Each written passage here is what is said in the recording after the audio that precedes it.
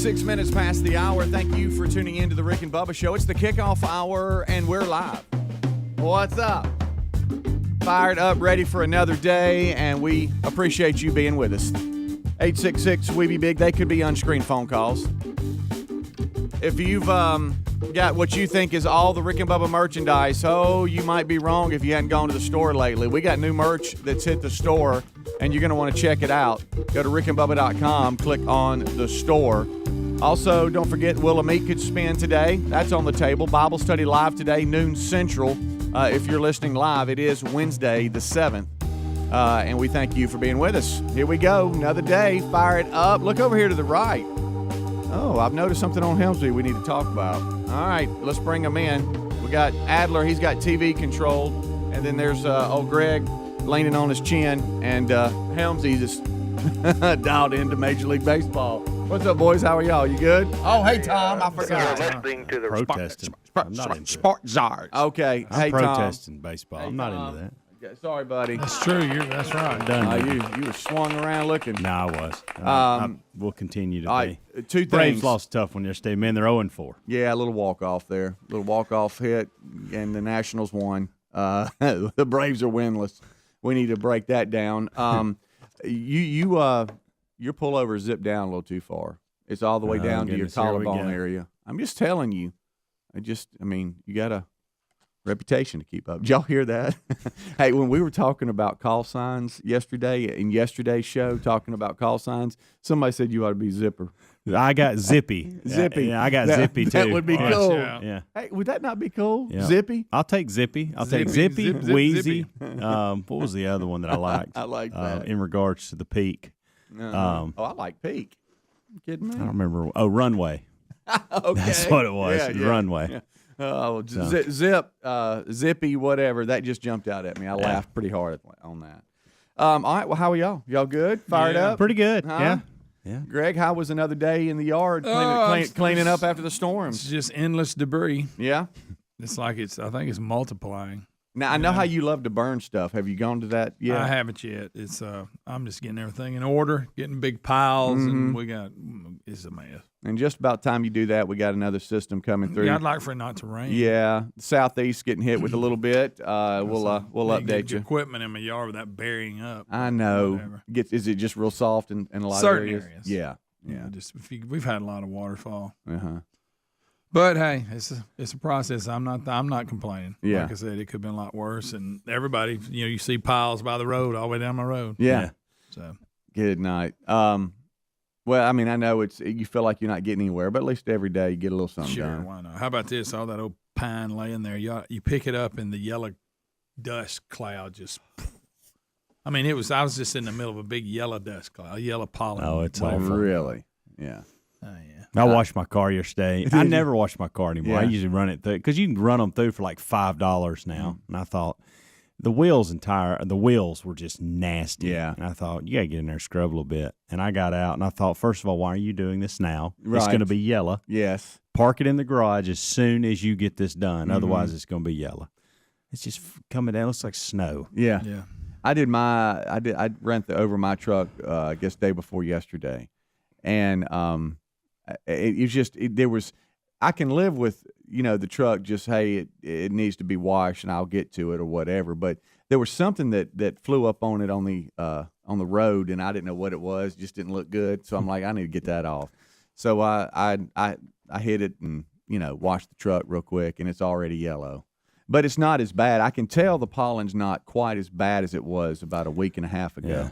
So are we on the back end of it, or how long does it last? And maybe I think we still probably got another couple weeks, but this next rain should even help more. Well, I hope so. I've noticed when Amanda and I rarely swap cars, okay, but I hate when we swap cars. Oh, great. Because she does. Let's just face it. Some people take care of the inside of the car, some people don't. Yeah, it's just the way it is. Right. Here's what I'll say: I'm one that takes care of the inside. Okay. Okay. All right. So when I get in one that hadn't been taken care of, I'm bothered by it, especially when I pay for it. Okay. And so I'm sitting there swapping cars, and I think, well, this has got to be clean. I don't know how many crackers were crushed up in the back of the car for the kids. But it had to be hundreds. I mean, just it looked like somebody had taken and just created a mass of crumbs. I couldn't even see part of the floor. There was so much. And so, so what I've noticed is for some reason, Amanda never wants to swap cars until it gets to that point because she knows I can't take it. It's a strategy by That's her. it. She knows I'm going to clean it up. Well played, Amanda. And my guess is the fact that it's taken me 2 days to get everything cleaned up, inside and outside and all that, and I'll gas it up today. She'll want to swap again tomorrow. Yeah. You know what? It's brilliant. Swap back. It's smart. That's a girl, Amanda. Yep. I have fun with Terry on that because the excuse always used to be, with the kids in there, it just gets messy or whatever. Now she's the only one in. I'll get in there. I'm like, wow, where's the kids? And she starts laughing. You empty water bottle. Yeah. You know how many times Under the seat. Yeah. we get in the car, under the seat, we get in the car and we're going to go somewhere as a family. And the question we have to ask now, and hopefully that'll be over at the end of the week, is where's everybody's mask? Has everybody got a mask? Oh, where's the mask? I bet I sucked about 8 masks up from under the seat. Oh, yesterday. yeah. There they are. I'm like, y'all want to know where the masks are? Here they are. They're all right here. They're all under the seat. And I don't understand that either. How does everything get under the seat? I don't know. Like, there are things Your under the feet, I seat guess, that I'm kick like, it. well, how in the world did this even possible that you got up behind the You seat? found a lot Right. of things you've been looking for. Well, I was looking for that. There it is. A thing of dental floss yesterday. Oh, yeah. Like, where did that come from? That and Y'all went to antibacterial y'all went to soap. Dudney's, and he gave you a little bag with a cookie in it, and y'all crumbled the cookie in the floorboard as you ate it, and I guess you threw the dental floss up under the seat. Mm-hmm. That's the only thing I can think of. By the way, you just reminded me of something. Get you an appointment? I got to check my schedule here. Got you an appointment? Teeth cleaning? I got to get down there because it's been a while for me. I got Dudney today. Do you really? I do. Thank you for doing that. It would have popped up, but I'd Sure. have forgotten about it.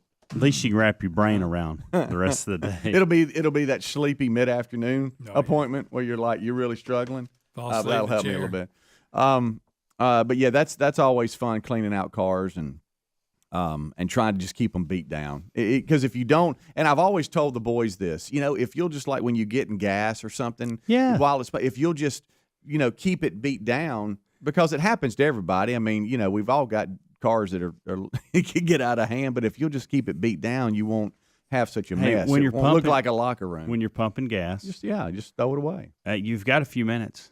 I try every time I get out of the truck. If I've had a bunch, I just try to grab whatever it is and throw it away. I try to, but I'll let it pile up. If you don't watch it, if you don't watch it. But I think Amanda is very strategic in, She is, in exactly trading what she's cars doing. out because Yeah. she knows hubby's going to clean it out, and that's brilliant on her part. Yeah. Very smart. It is. Greg, and I'm just going to say this, okay, and then we're going to move on. Today is National Beer Day. Well, I guess that's as good as There was a National time- Burrito Day. There was a time in your life that meant something. Every day was National Beer Day. No, we always have fun with Greg on this, but it's just fun is all we're I doing. like these national days. I'm Yeah. gonna tell you Isn't something. that What else fun? is there? Probably about 10 more. Right, yeah, Which yeah. ruins it. Yeah, I know. Absolutely I know. ruins it. This one jumps out at us, so. I've got some would you rather's today if y'all I want them. if y'all want Would to you jump rather off it be in that National world. Beer Day or National Burrito Day? Burrito. I actually ate a burrito on National Burrito Day. That was Really? last week. And chased it with it. No, I'm kidding. Actually, I was here. We'll take a break. We'll come back. A lot to discuss and break down. Some would you rather's, as Helmsy says. We'll be right back. Rick and Bubba, Rick and Bubba.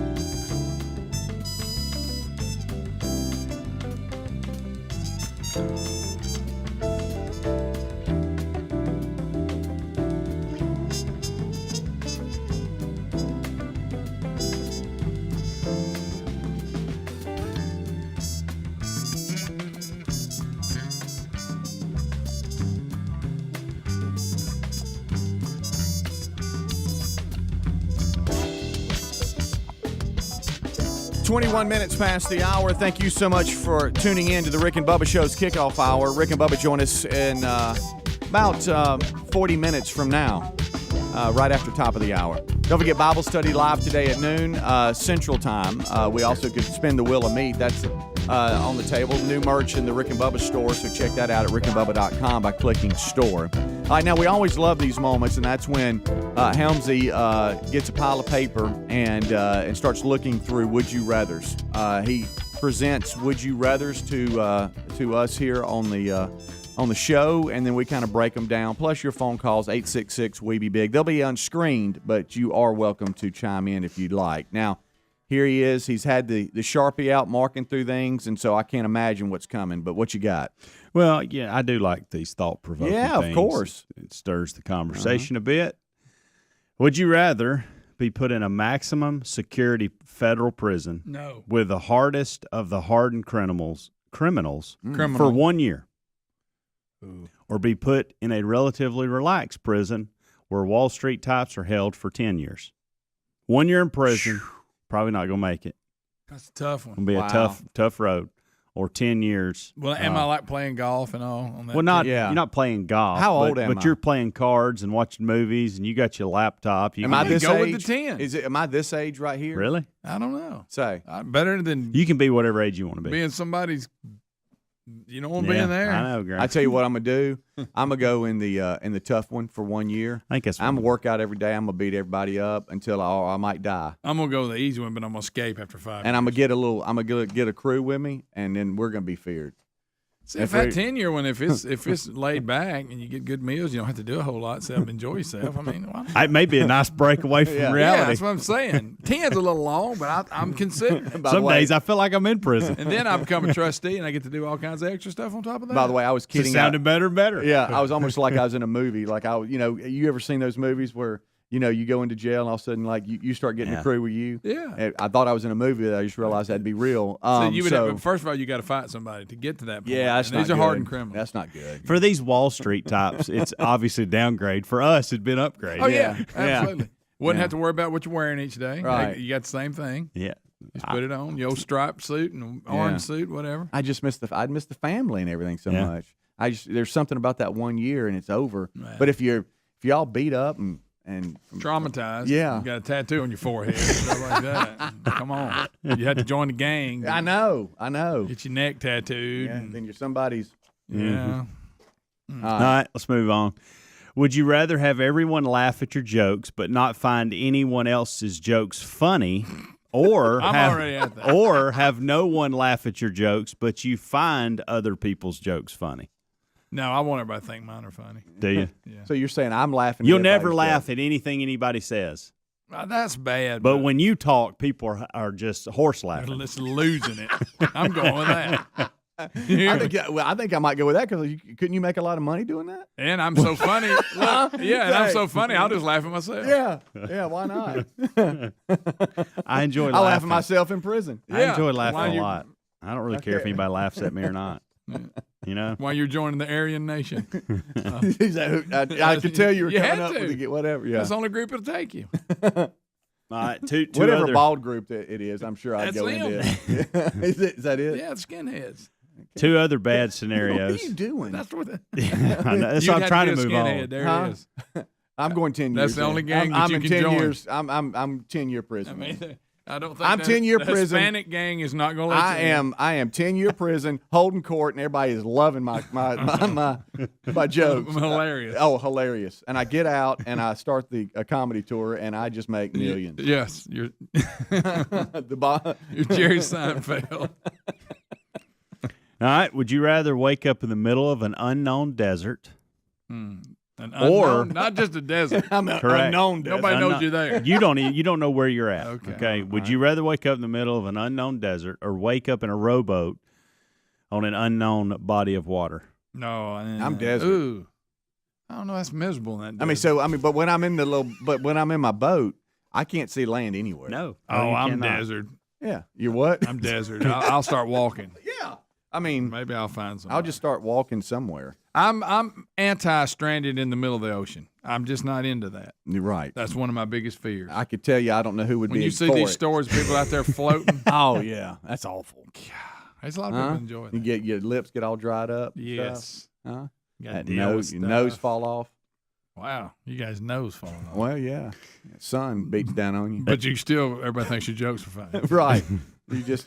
I tell you what, a We're somehow combining all this. I know. I just got out of prison. I'm in a boat, but I'm hilarious. I'm hilarious. Now, the seagulls are the only ones that's hearing it. Yeah. Hey, All right, here we go. for some reason, me walking, I can handle that better than a And that's going to be bad because you're going to get thirsty and you're going to die of thirst. But that's, that's bad.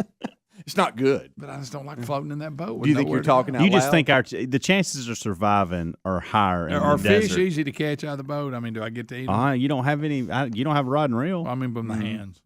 With Probably your not, hands. Greg. When do you lose your mind quicker, floating in a boat or walking in Greg, the I don't know desert? what you're eating in the desert either. Nah, nothing. know. Dirt, cactus. Yeah. What if there's a whale that befriends me? Right, and it comes up. Kind of like in Castaway. Yeah. Good. All right. You jump on it, start riding. What if I speak dolphin?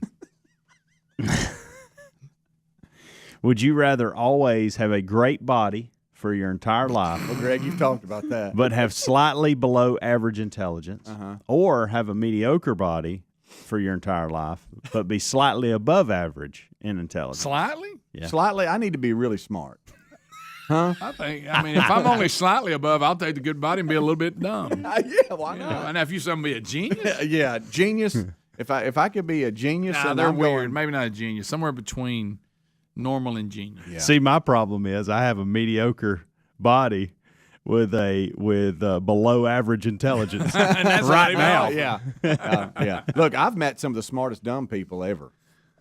I mean, they're book smart, Oh, but yeah. they're just Can't get out of the rain. no. All right. Interesting to know where you'd be at on this one. Well, hold on, wait a minute. So, do I have an average body? I'm smart. I'm funny, but I'm walking in the desert. Or am I on a boat with a friend, a whale that's befriended me? Right? You back on that well? I've got a That would bird. help me I've got a through bird that keeps circling me. You got a that's- bird. that's It would help me befriended if the whale, he would just surface every now and then. You look at me and then go back under. All right. Throw me a fish. One more. Would you rather be in debt for $100,000 Well, or never? All right, so my yeah, current, I'll take that. All right, That's so- less than I'm in debt for all now. right, so my current situation, and then what? You can just stop there. This is my bird. You got a whale over there? I don't. All right, so The so question all right, was- all right, hold on, wait. So my current you setup, rather- and then Right, what? I'm going to change it. Wait a minute, I I'm go, gonna change yes. it. I'm going to change it. Maybe. That's it. Would Yeah. you rather be in debt for $500,000 Okay. or never be able to make more than $3,500 a month, but you're not in debt at all? I'll take that. Yeah, I think there's a lot of freedom that comes with that. Yeah. you can make that work. Yeah, I got me a little. If I'm not in debt, I can take that 3,500 and then stretch it. Yeah. Well, everything's paid off. I'm just going to live out in the country and just enjoy My life. goodness, I'll be stacking money. I'll go in the grocery store once a week, Yeah. just kind of hanging out with everybody. Hey, Look what's forward up? to National Beer Day. Right. For some reason, I don't know how I got in jail and back out in the desert, but I'm Yeah. making it. Well, I'm in a boat. Yeah, but I'm funny. Rick and Bubba, Rick and Bubba.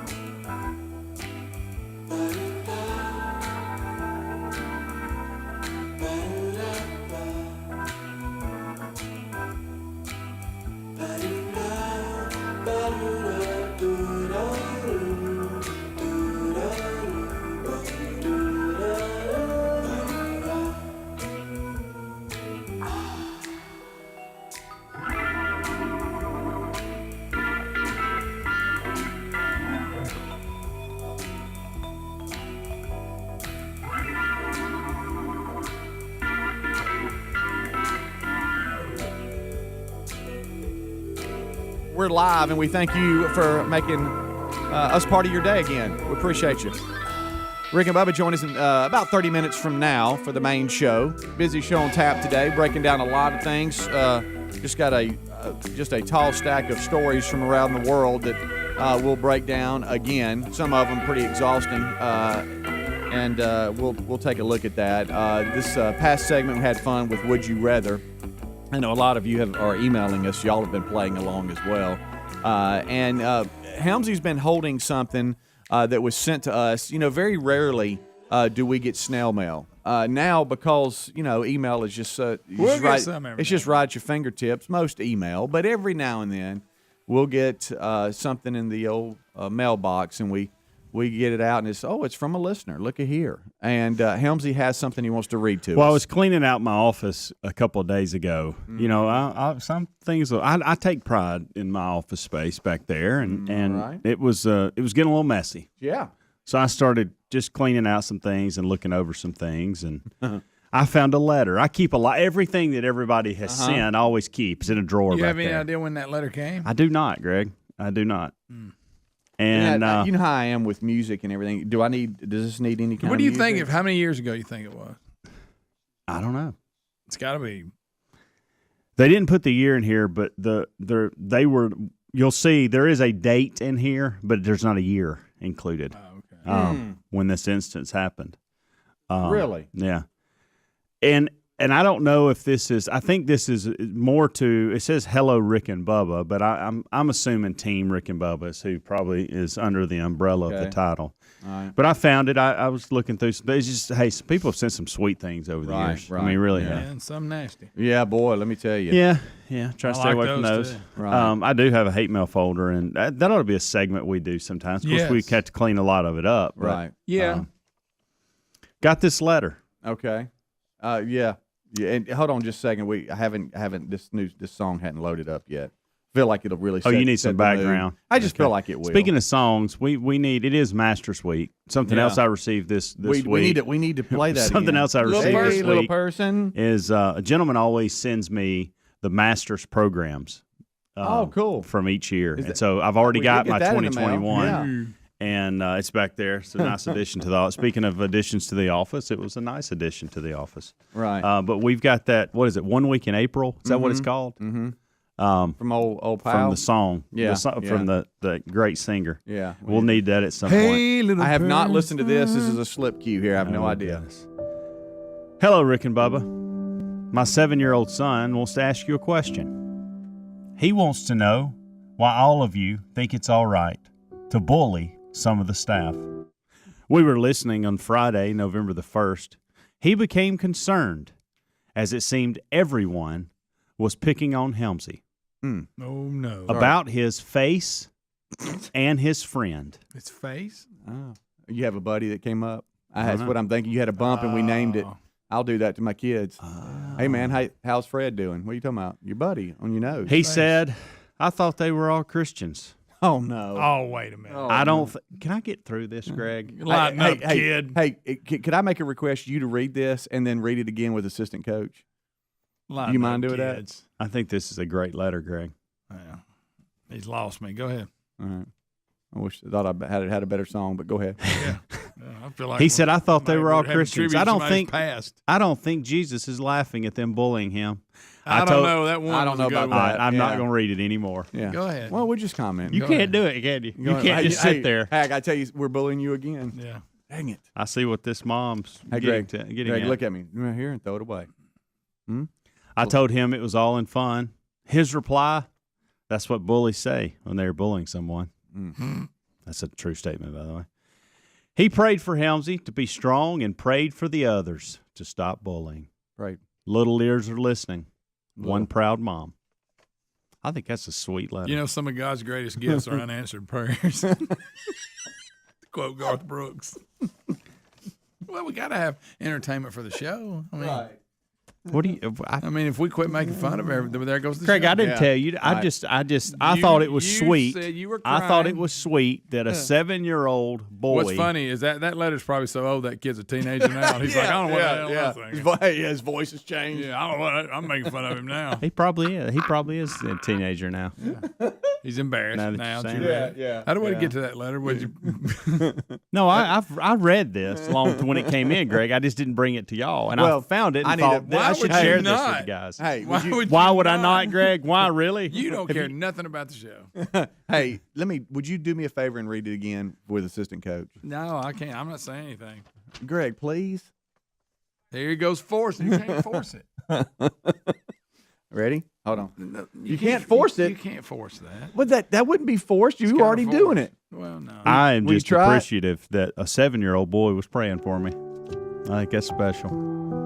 Back in 2008. Care about your son. Now that you're I grown love your with letter kids, so much, I decided to read it 10 years after I got it. So that's we'll open up the golden ticket seats and he'll be and go, "Hey man, when I was little." Hey, dude, I wrote you a letter when I was 7. Yeah, this is my son. Well, the mom this is my wrote son, it on Johnny. behalf of the son. You know, my mom, she's old now, and this is my son, Johnny. Wrote you a letter when I was Hurt 12 his feelings. or 8. Bunch of heathens. I used to think y'all were mean when you picked on Helmsy. Hell, that was funny. Now I get it. Thank you for bringing that to the table, buddy. Yeah. Huh? This is another moment where you were making fun of Helmsy. I'm not. And you couldn't help it. It was just natural.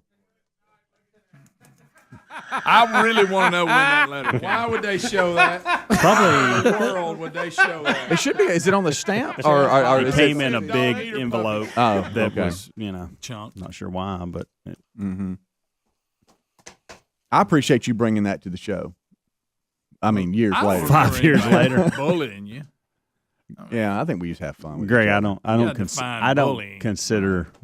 Well, here's the I thing. think we pass that around pretty About- good here on the staff. I think we half do of- too, Yeah. and it's all understood. That's kind of the way it is in here. Now, if we went and acted like this somewhere else, it would be considered bullying. Right, Probably. yeah. I'm told that 100%. No, yeah, when I do take it other places. I do. Sure. I We'd am have told to get that. some sensitivity training. we would. We would.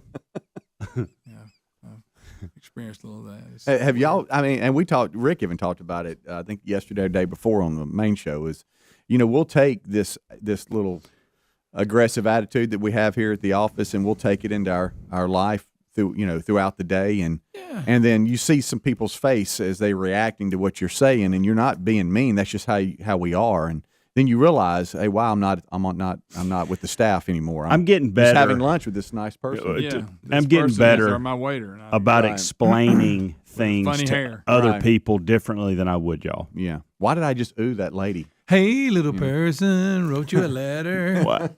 I know that's the song y'all want to land on this week, but it needs to be 1 week in April. Yeah, we got to do one Yeah, week. I And then agree. follow it I up agree with that. Let's do it tomorrow and since then it's follow open. it with a little person. Yeah, well, of course, Greg. We're not going to miss that opportunity. And we got to open up though with. Yeah. Yeah, I think it's called 1 week in April. I may Why just don't be you get completely that making guy that off up. the podcast. Who's that? The guy that sings little The person. piano dude? The vocalist. 1 week in April. I cannot wait to play that. Do we have to wait? No, we can play it today. Hey, little we person. play it next. Hey, why you bully Helmsy? 1 week in April. Yeah. I don't even remember how it went. I don't either. All right. So Because I've always got little person stuck in Little my person head. I got. Yeah. So if the mom wrote it, back to the letter. If the You talking mom one wrote proud it, mom? if Does the that mom mean wrote she it, was actually offended? I think that's what it is. Listen to them bullying him. Yeah. Well, evidently the kid Yeah, said some yeah, things. Yeah. The kid said some things, and she had to deal with it. Do you think President Obama was in office when she wrote this? It's so old. And when it says my friend Maybe and George W. Bush. and my face, I think what they're talking about is the widow speak, probably, because You y'all, think? y'all have always hammered on that. I guess so. Yeah. But we will name buddies if they come up on your face. I will. Bully Yeah. him I'll in name his him face. in a second. Oh, yeah. In a second. Well, we'll work on it. We won't be so bullish. One that came up on JC's face about 2 weeks ago. I went, "How's he doing?" What are you talking about? I didn't know. Have you talked to him? What are you talking about? Well, your buddy that came up on the side of your face there. And he knows it's going to be there at least a week. You've got to hear it right. every day. Yeah, put some sunscreen on him now. It's hot. We'll take a break. We'll come back. 866 We Be Big. That's the number. You're listening to the Kickoff Hour here on the Rick and Bubba Show. Rick and Bubba, Rick and Bubba.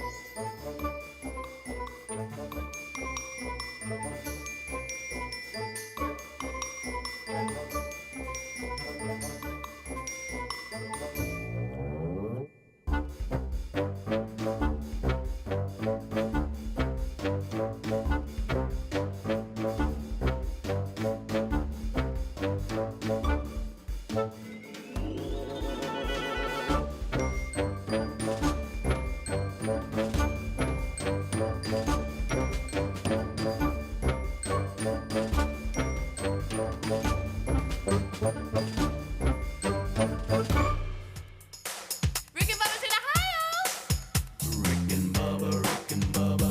Pass the gravy, please. Rick and Bubba, Rick and Bubba. Ooh, it brings me to my knees. Rick and Bubba, Rick and Bubba. I can't start another Rick and Bubba, Rick and Bubba. day without 'em, brother.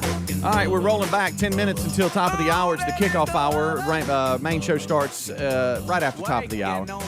So I got a call yesterday. You know who it was from? Mike Leach. Well, it was from Ed with Cook's Pest Control. He said, "Hey, tomorrow I'm headed out." Is there any better? What name? up, Ed? Hey, Ed. So Ed is coming out today. He said, I got you on my schedule. Coming out, treat the house. So, well, come on, buddy. Come on. And they can do the same for you. Cook's Pest Control and Centricon, the unbeatable combination for termite protection. Cook's Pest Control is the best. We believe in them. They have done great work for us. Don't mess around with the ants and spiders, fleas, ticks, rodents, termites, nesting wasps, roaches, anything I just listed. Does anybody like those? Nope. At all? You just give them a call and let them take care of the problem for you. Go to their website, cookspest.com. Go there and get set up for a free, thorough inspection and evaluation for your home or business. There's no obligation either. They even offer services for contractors and new home construction. I see a lot of that happening right now. So check them out, cookspest.com. Sign up for a free, thorough inspection and evaluation with no obligation, and get on their schedule. Like I'm on their schedule this afternoon with Ed. Ed will pull up to the house, and there I'll say, "Oh, looky, there's Cookie." It's so Ed. And cookspest.com is where to go again, or you can go to rickandbubba.com, look under the sponsors button. Ed. That's today. I look forward to that call. Hey, buddy, what's up? Man, I'm headed out. Yep, I get Headed the same out. one. They come out and do a good job. No. All right, I know that y'all. Did you want to do that, or do you want me to go here? No. There's a couple of good stories that we haven't hit yet, and I don't know if we have enough time, but if not, we need to punch All a right, so couple this of them. is about the third time I've received an email like I'm about to share with y'all. Okay, Well, somebody and I taking brought up, it. you getting I bullied? brought it up in the break, and Greg Hey, knew little exactly what bully. I was talking about, and almost seemed fired up about it. Okay, I've heard of this. a lot of people, because of my steroid block last week in my back to relieve some pain, and I'm happy to report it is going well. That's awesome.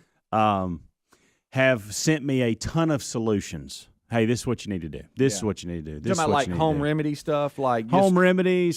stretching. Hey, if the shot doesn't work, do this. You ought to try this. You ought to try this. Well, Right. I've gotten.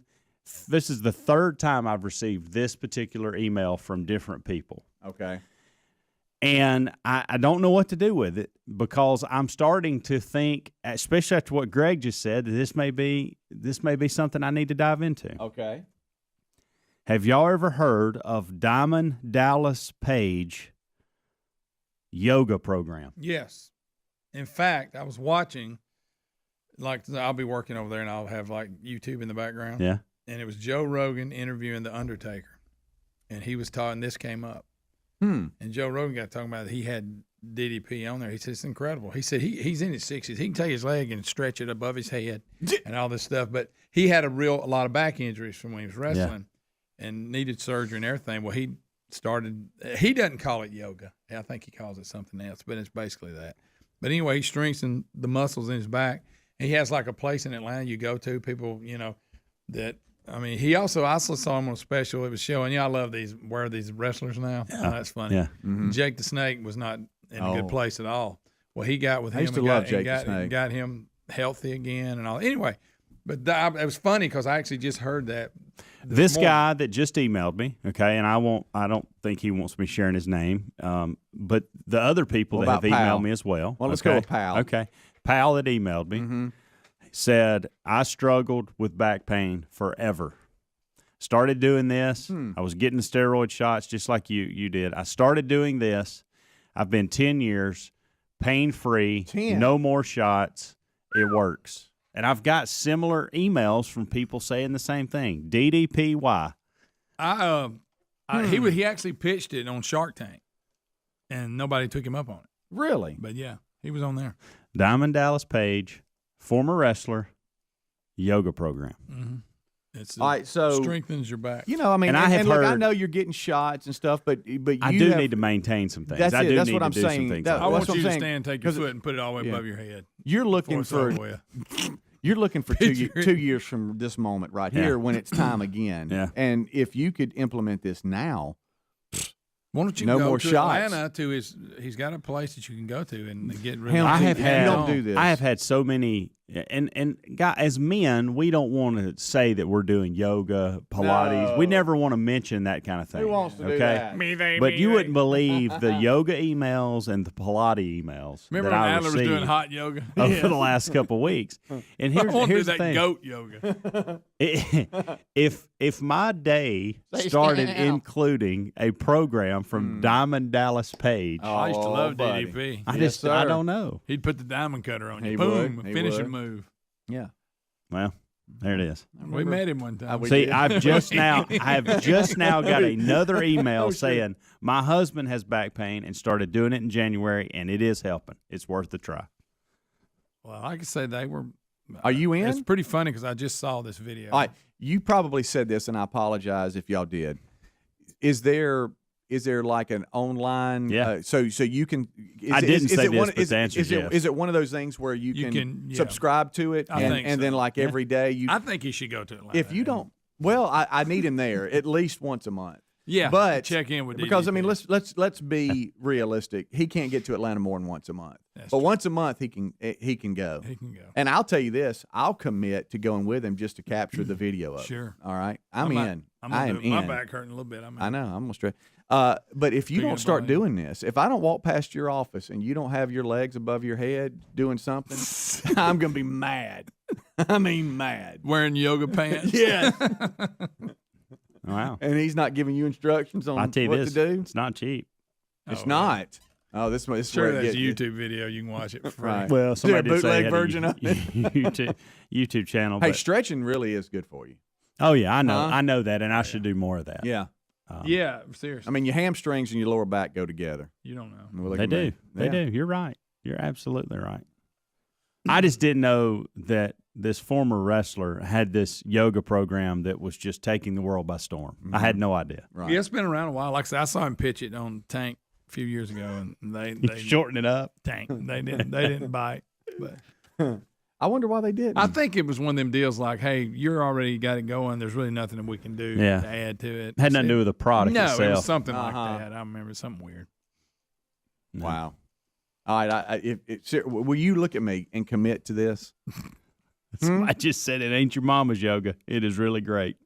Thousands of success stories. Oh my goodness. So does he talk to you real mean? Like, you better get down here. I think he's out Huh? of character. I don't think he's still in his wrestling character. I need him in that character, don't you? Come on. Yeah. It's not like encouraging, like, come on, you can do it. Get your. This guy, guys, this guy claims Kept he's it lost insane. 100 Get that leg. pounds. He's lost 100 pounds. From stretching? And can touch the floor with my hands flat by doing the There yoga. was some guy, and I saw You're doing yoga. I saw the Well, video. a mixture of different things. and this but guy yeah. came to him, and this guy Not was just from doing What if you could yoga. eat what you want to do in yoga and you lost weight? this guy couldn't even walk. He Okay, was Greg. like, no, I can't remember exactly. Greg, what I was. think Greg's secretly doing this no, behind there our was back. Yeah, I something. think There so, was too. something about this guy, and he couldn't. I mean, he was ridiculous. I mean, he was in horrible shape. Couldn't walk. Had to use a wheelchair. Now, not because he was Yeah. paralyzed, but just from injuries or Yeah. whatever. Just beat up over And by time. the end of the training, I don't know how many years it went, but he's out there jogging Really? after After training doing with this. DDP. Huh. All right, so you're in. So you're gonna do the diamond cutter. I think. What do you think is a commitment? 2 weeks, 3 weeks, and then you come back and report. 21 days. Now look, he'll do this like he does Netflix. He'll cancel it. He'll cancel it, and then he'll get back in it. I think I may just start off with some YouTube channels with There some you go. yoga, not necessarily Or just dive into this. Heck, you could just start with stretching. But it's all about how you do it. I need you with him. You don't know nothing. I about don't you need him to do it. this? Yes, I want DDP here, Okay. showing him how to do it. If you come on, Helmsy, go all in. We'll see. Rick and Bubba, Rick and Bubba.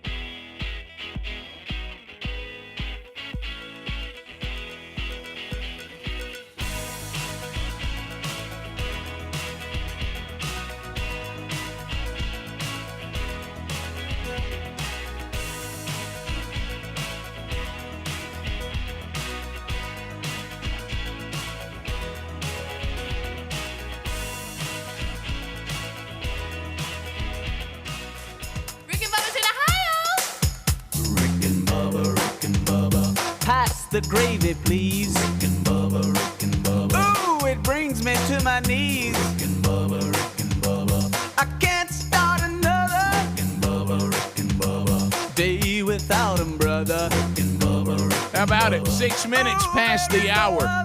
The Rick and Bubba Show. Thank you for being with us. 27 years, and here we are back for another one. We start this hour with the national anthem.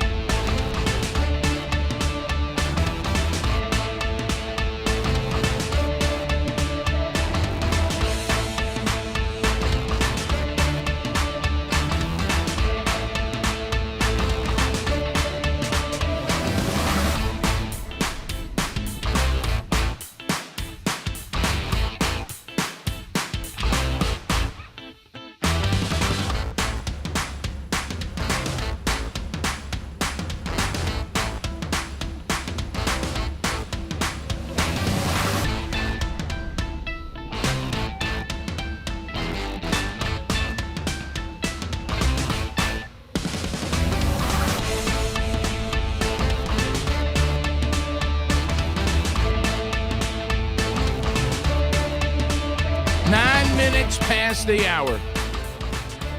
Rick and Bubba's show ready to go for another hour, another day, and we thank you for being with us. Will of Meat in play today. Could happen today, tomorrow, Friday.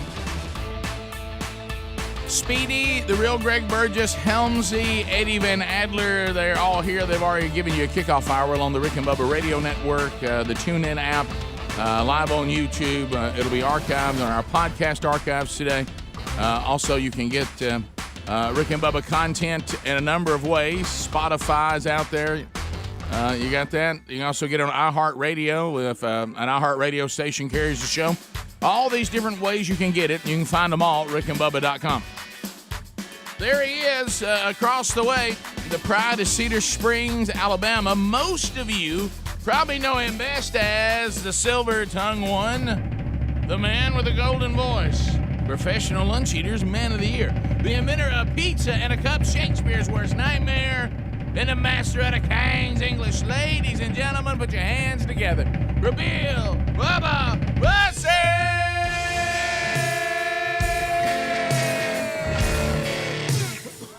Howdy, Bubba!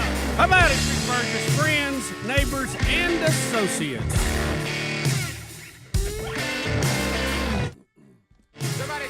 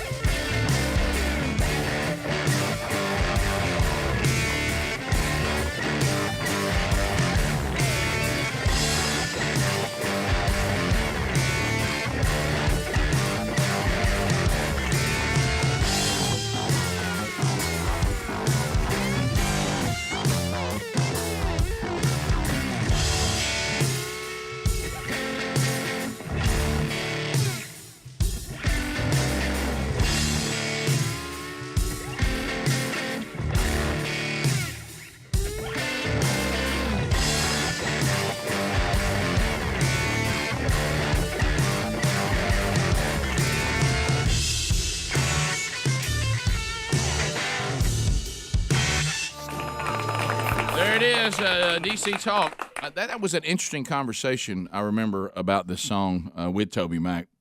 We were doing something in Huntsville, and he was doing the concert after it. I think it was a Scott Dawson Evangelistic Association deal.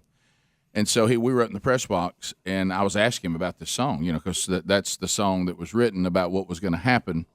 Undoubtedly, he was seeing, because Toby wrote the song, that they were struggling with the fact that they'd become really bona fide rock stars who were started out, Christian band, singing. And the big deal is, are we now singing for the people? Are we singing for the Lord? Mm-hmm. Are we now singing, so we can praise, or something else we need to afford? And the compromise is calling. We're now becoming. Are we losing our way here? Okay, and of course the main singer that sings that part of the song was one of the first ones that had the first struggle. And I was sitting there, and I said, okay, so you write this song, and you bring it in to everybody. And I said, and everybody's reading the lyrics, and the guy singing the song is probably the guy you probably had the first concern about. And he said, yeah. And I said, well, how'd that go over? And he said, well, it was weird.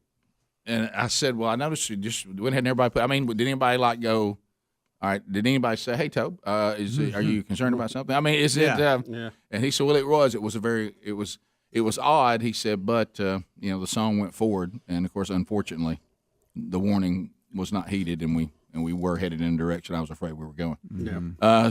But it's all, they're all hopefully in good places now. But, Yeah. But I just think about things like that because, us being a team, if all of a sudden, somebody comes and says, hey, I got a new song we need to work on. And everybody gets the lyrics out and everybody starts singing it, and you look over and go, hey, do you think there's an issue here? Yeah. Rick, I'd be deeply concerned if you brought in a song called "Hey, My Partner's Dead," and I'm gonna skip that. I'm gonna veto that song. Guys, I got a new song today. What's it about? Bottom line is, I think we're all off track here, and this thing's going down the tubes. Okay, all right. What key is it in? That'd be the key of C. I think we're losing our way and we're falling into sin. Everybody ready? Well done. We forgot why we were here, and one and the two.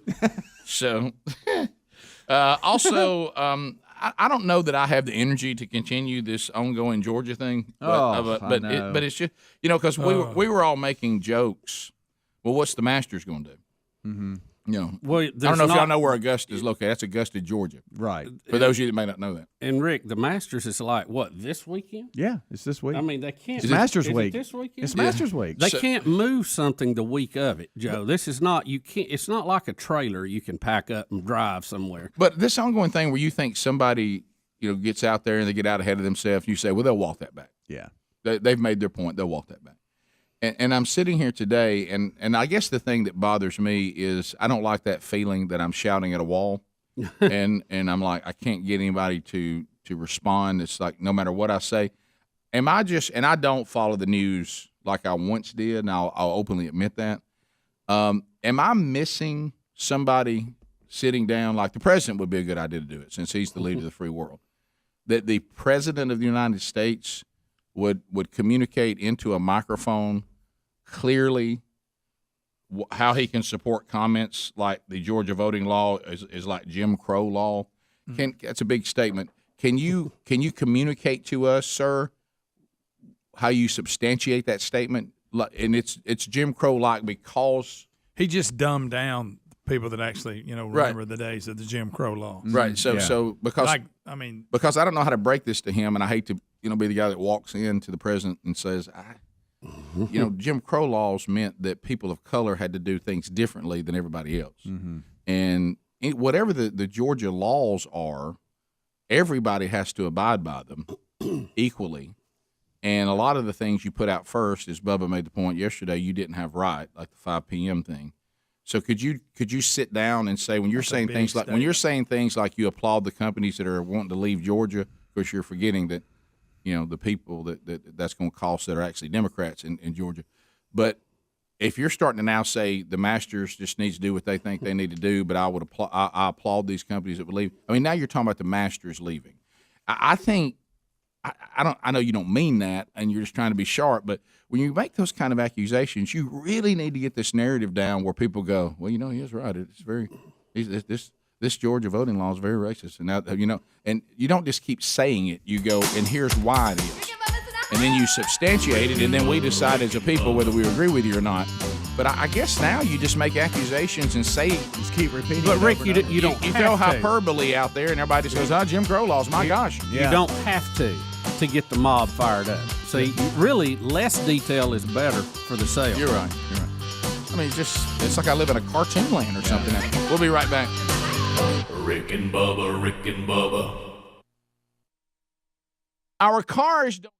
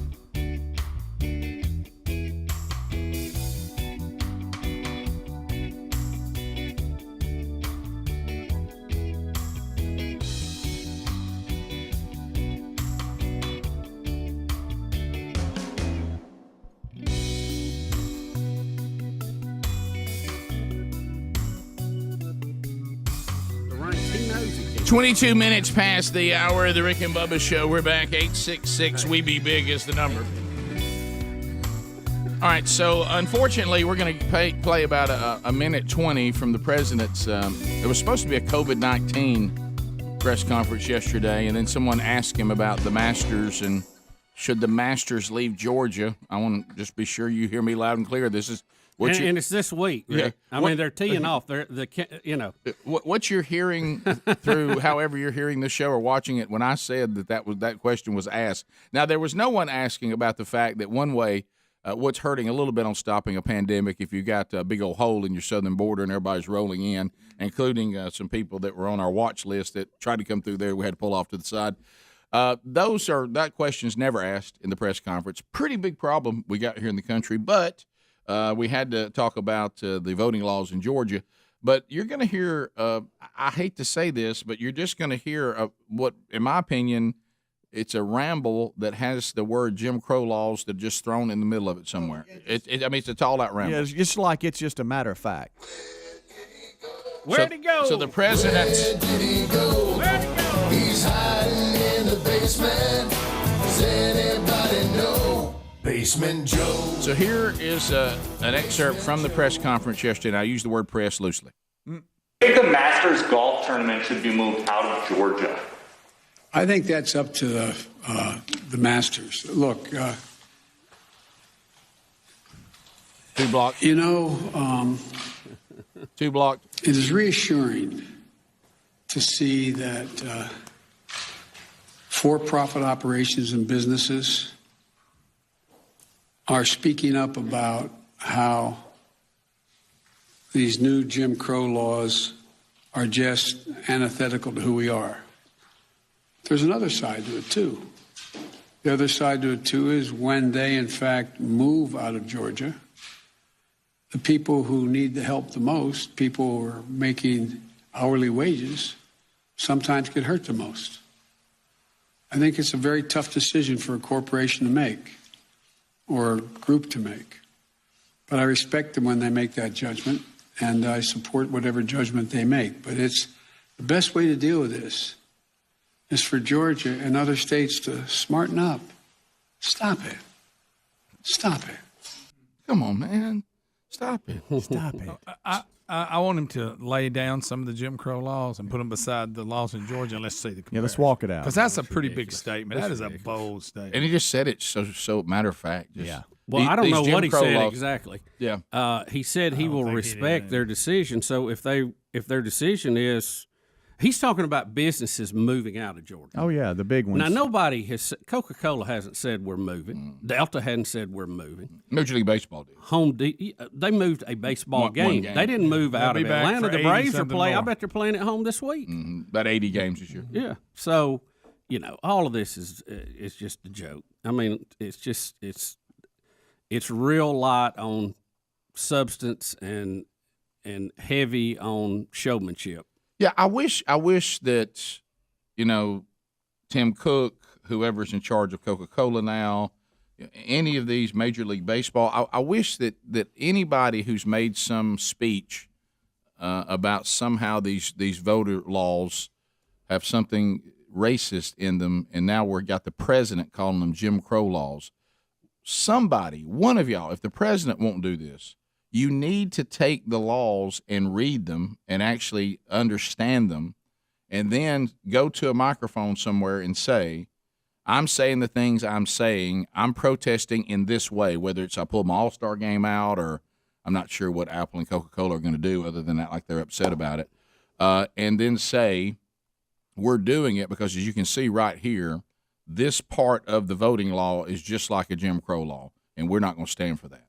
But nobody's doing that. No. All they're doing is they're doing a somebody said, and the reaction to it has some pretty big connotations.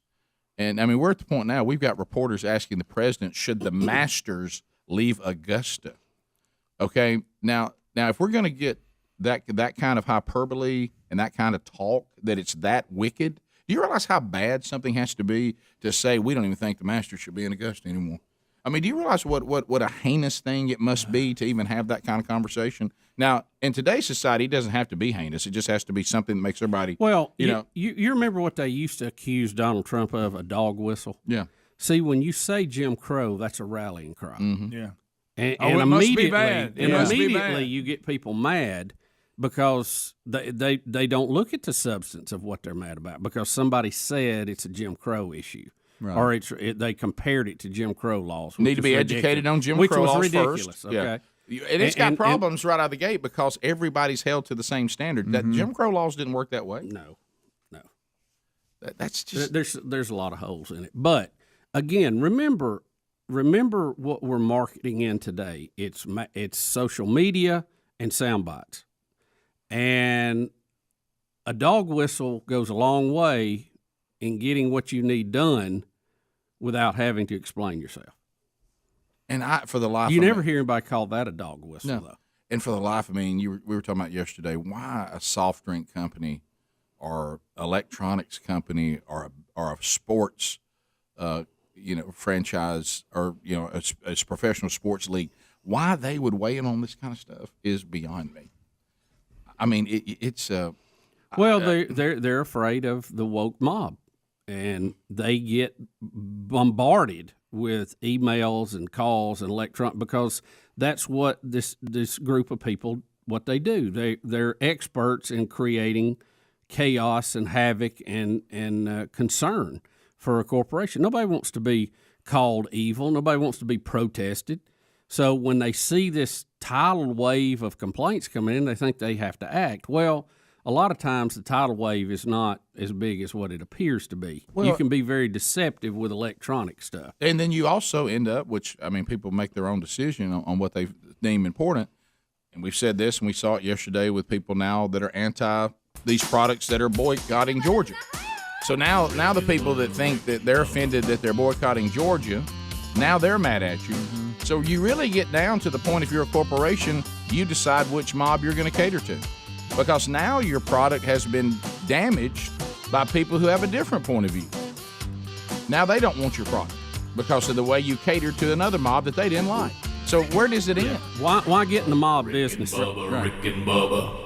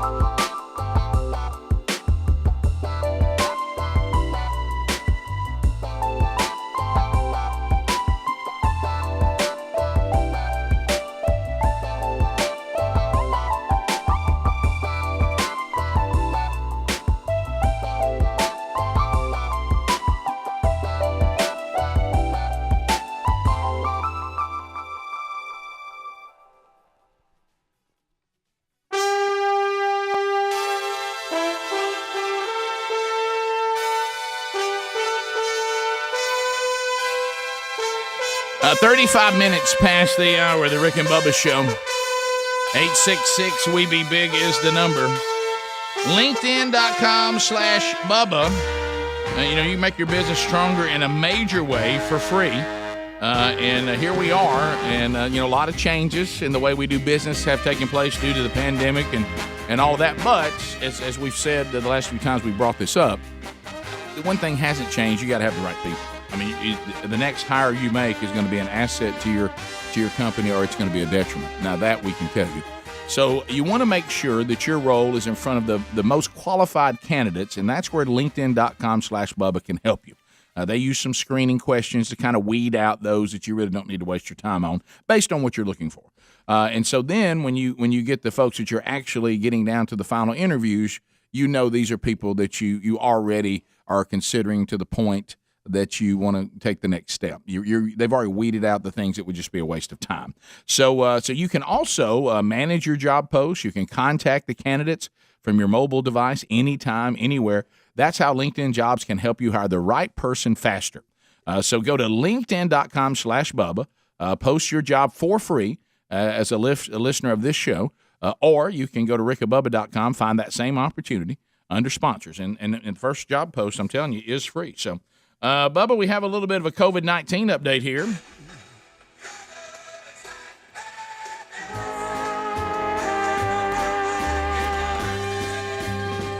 The title is COVID-19 Vaccine Side Effects Study. Yep.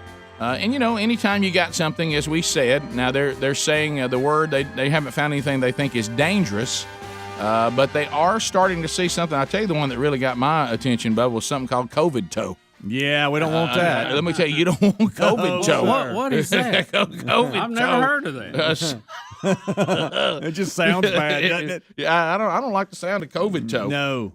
So anyway, here's well, they got two stories here on. Okay, that's just on the 5 things to know. That's more of a break. So here's what we're finding out. Right now, non-life threatening reaction. There's been a study done. Its author is Dr. Esther Freeman. She said, so I'm not talking about anything that's going to be life-threatening, but people are getting full body rashes, which can be a little scary. She said these patients did extremely well, and they did recover, and they were able to get back and get their second dose. Says with some itchy and annoying rashes is what she's talking about. They had 414 cases of skin problems linked to the vaccine. I'm trying to find that when they listen to this, when I say it this way, Bubba, getting COVID-19 can cause all manner of odd skin reactions. A new study finds some of them, including COVID toe, also can be tied to the vaccine, because it is giving you a little bit of the actual the RNA that is associated with the Johnson & Johnson is the one that gives you a little bit of the actual deal. Yeah, it's the old school vaccine. The new one generates a piece of the shell that gives your antibody, your body a chance to develop antibodies. It says for people whose rashes started 4 or more hours after getting the vaccine, 0% of them went on to get whatever. There's a word here. I don't even know what this is. Anybody know what, is it anaphylaxis? It says that's a more serious, but it never turned into a more serious reaction. But it said none of them went that far. Isn't that where you can't breathe? Anaphylactic shock. Okay, I guess that's what they're saying. So nobody had any breathing problems. That makes sense, Bubba. Yeah, and, Bubba had that word. Yeah, and they said 0 is a good number. We're glad that nobody got to that point. Right. I keep looking for what is COVID toe in this story, and it's like they mention it in their list of things. Well, it almost looks like, I saw a picture of it there that Adler had up. It looks almost like you get frostbite or something. Right. Oh, here it is. Okay. COVID toes were another rare, annoying, but not life-threatening reaction, and they've got another name for it we can't. And this is the skin sores or bumps occur on a patient's toes. Now, is this from COVID or from the vaccine? I'm confused. They are confused because they're dropping in reaction to the vaccine, and I guess because it mentions the Johnson & Johnson vaccine, are they saying since you get some of the actual virus in the Johnson & Johnson that COVID toe is a reaction to having the disease, but they also saw it in some who got that vaccine? Because they drop it in here. Here's the key. I think it says having your toes turn purple is uncomfortable, but it's not a reason to not get the second dose. Yeah, because so the it's gotta be headline tied is to- about the vaccine, so Right. I would think it's Yeah, it's an effect. This whole story is supposed to be about side effects to the vaccine, but the way they word it, sometimes you're like, all right, is that tied to the disease or the vaccine? But I think what we're seeing here, because you see this on the last page, Bubba, for the Moderna arm, most people had no reoccurrence when they got their second shot. Among those that did, it was generally less pronounced and faded on average within 3 to 4 days. COVID toes were another rare. So they are saying it's tied to the actual vaccine, but I would think the only way COVID toe would occur is if you had the one that had a little bit of because with the RNA, you're not really getting the actual virus, right? Maybe I don't understand what. No, I mean, How about this, Rick? the mRNA causes your muscle to generate basically a piece or a lookalike to the coronavirus. Then your body jumps on it. It's kind of the long way home, but your body's actually generating the dummy to get your body to jump on it. But as opposed to the Johnson & Johnson, which actually gives you a sterile version of it. In other words, it's the virus, but they've taken out the part that allows it to multiply, so it's considered a dead virus. All right, so let me tell you this. Does that make sense? Yeah, but Johnson. Am I close, somebody? But Johnson, Is that close? But Johnson & Johnson is not included in this study because they said it had not been authorized when they did this study. Right. So it's not included. And how weird is it that COVID toes can also be in your fingers?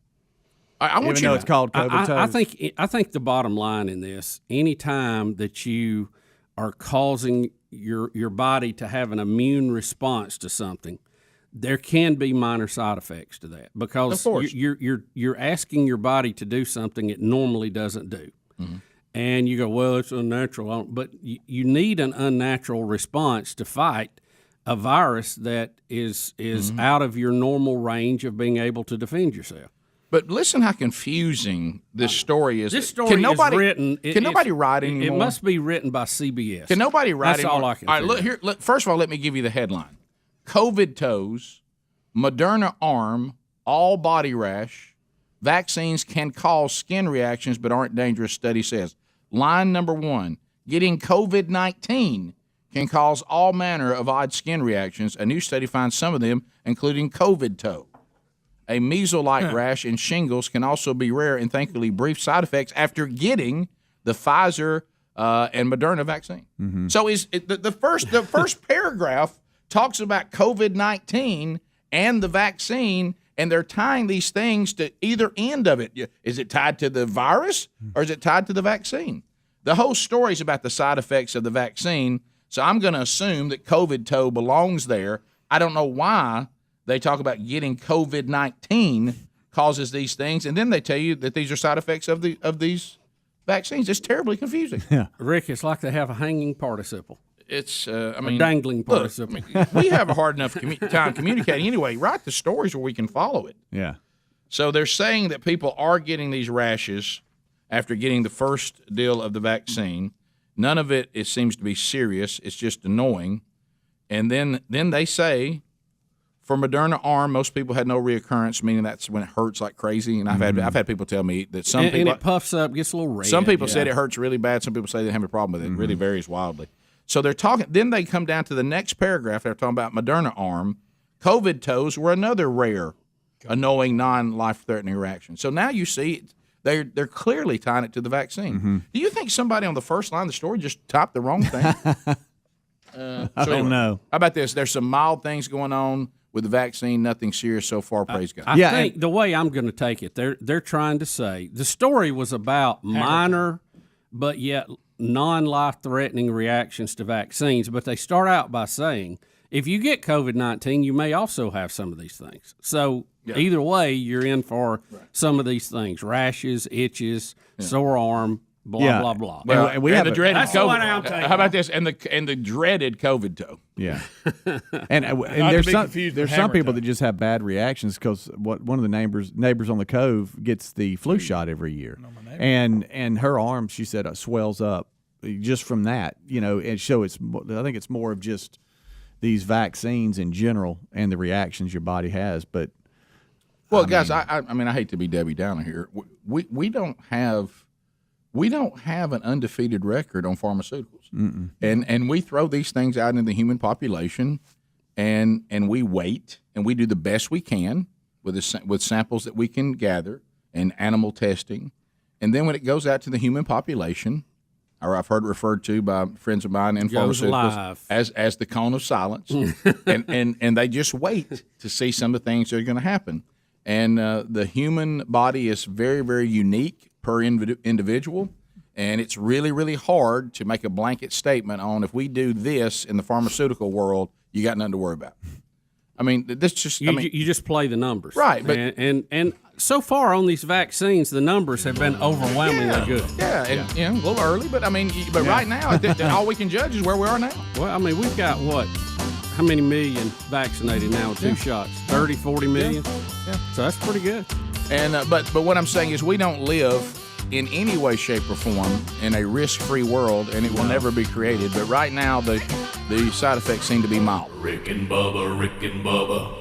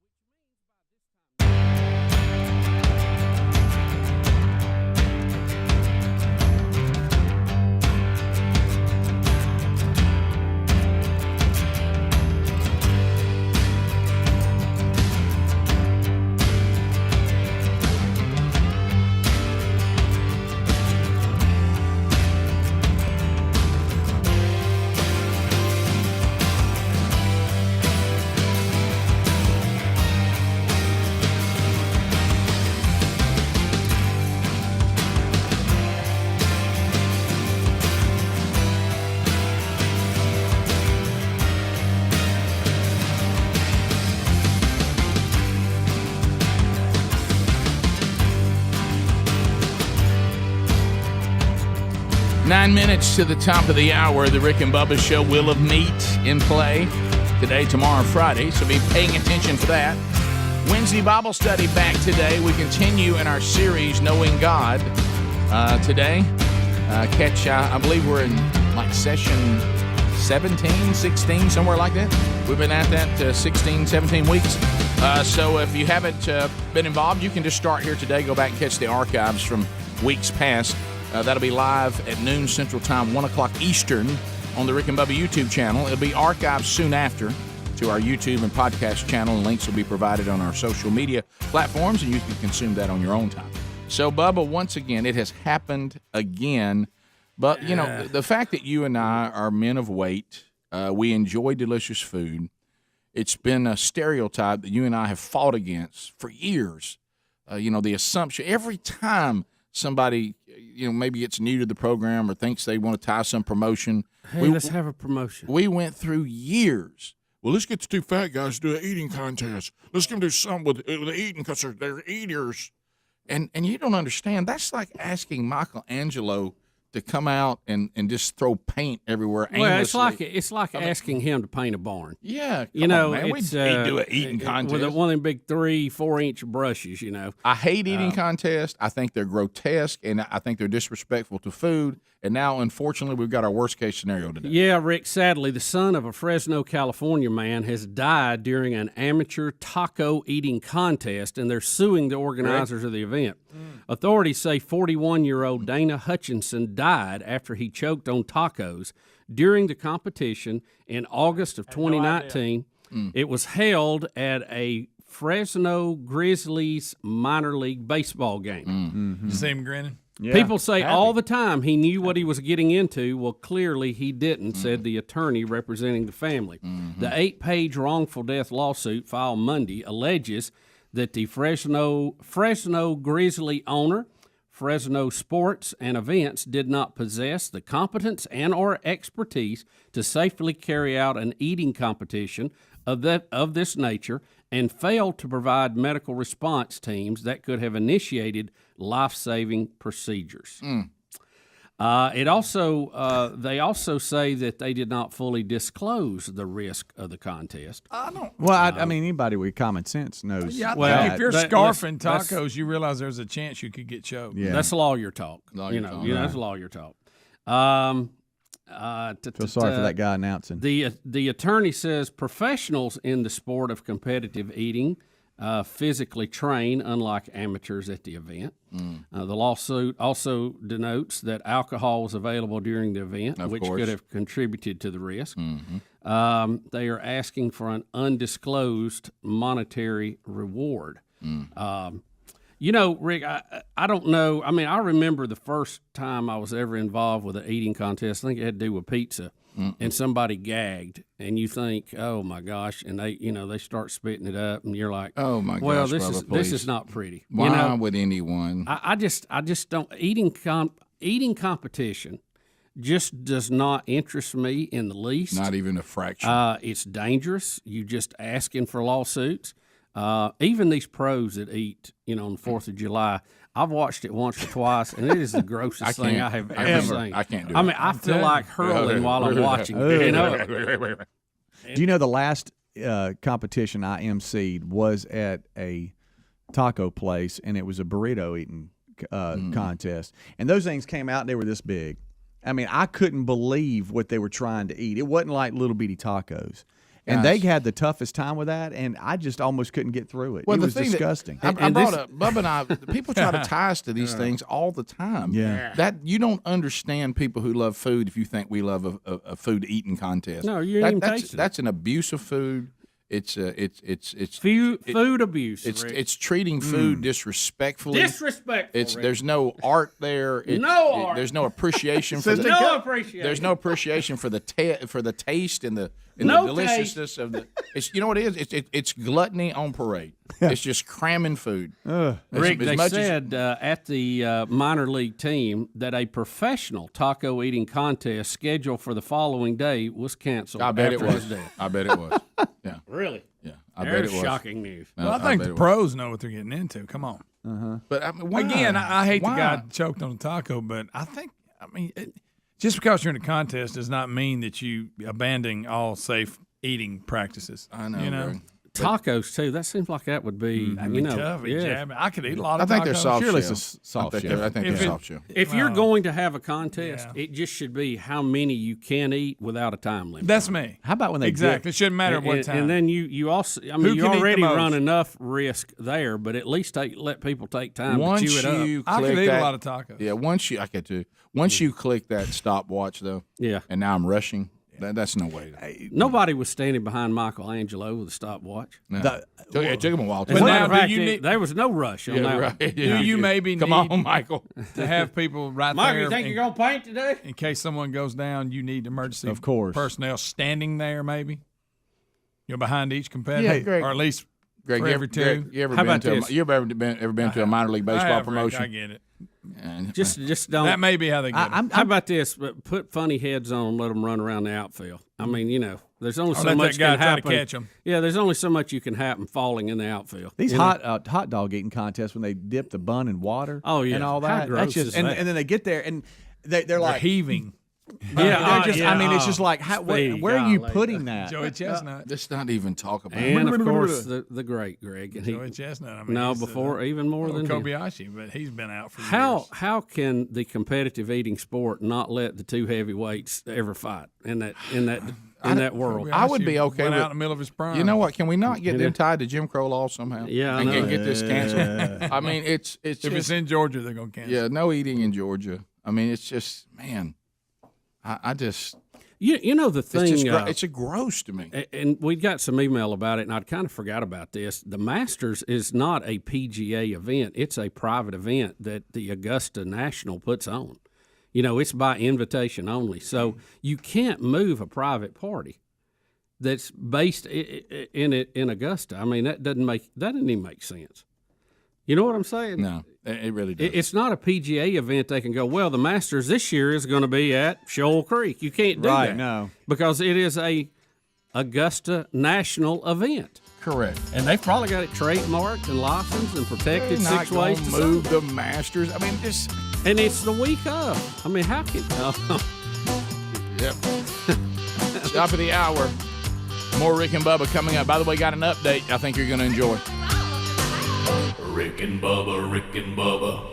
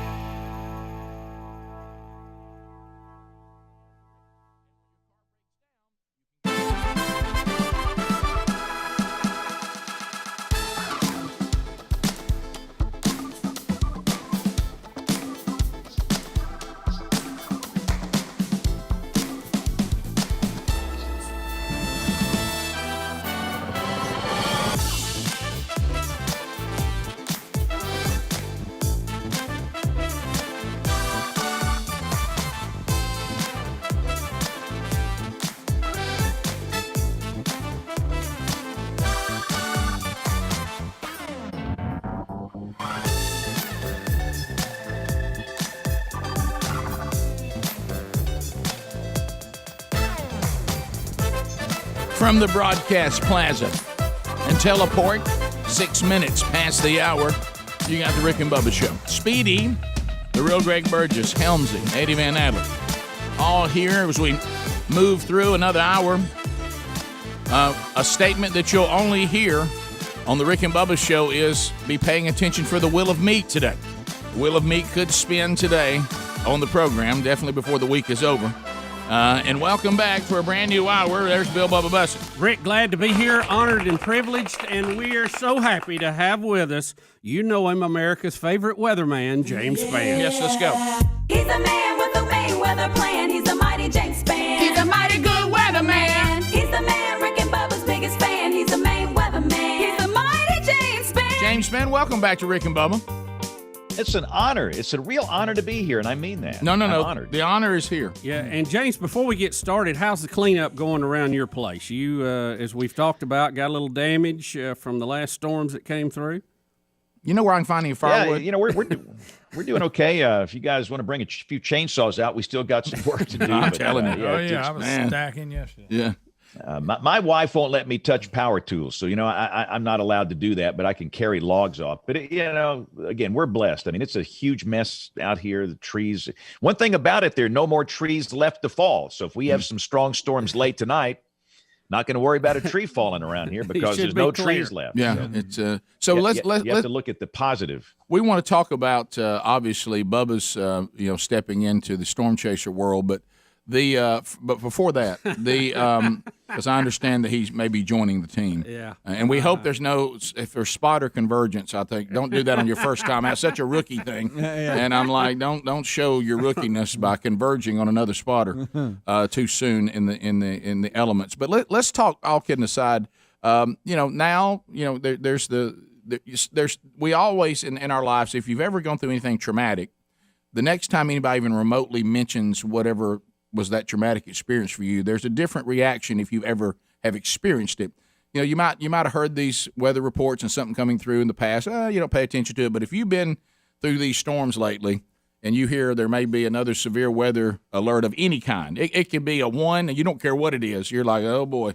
So let's talk about the next line of storms and what we're seeing.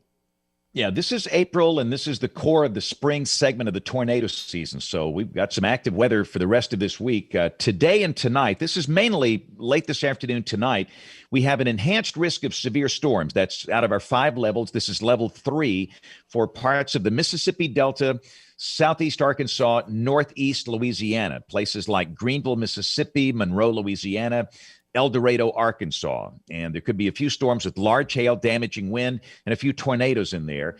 The risk is lower surrounding that. That line of storms will likely push through Mississippi tonight, entering Alabama after midnight. They'll gradually be weakening. And after midnight, the main threat will be from strong winds.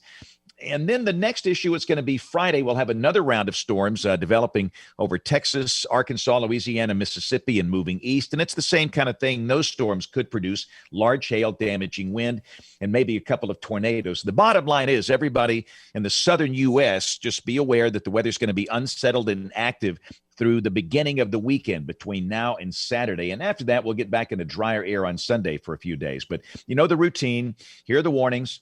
Have a plan. We'll be okay. That's right. Preparedness cancels out panic. What? Yeah, you like that? Exactly. And by the way, hope is not a plan.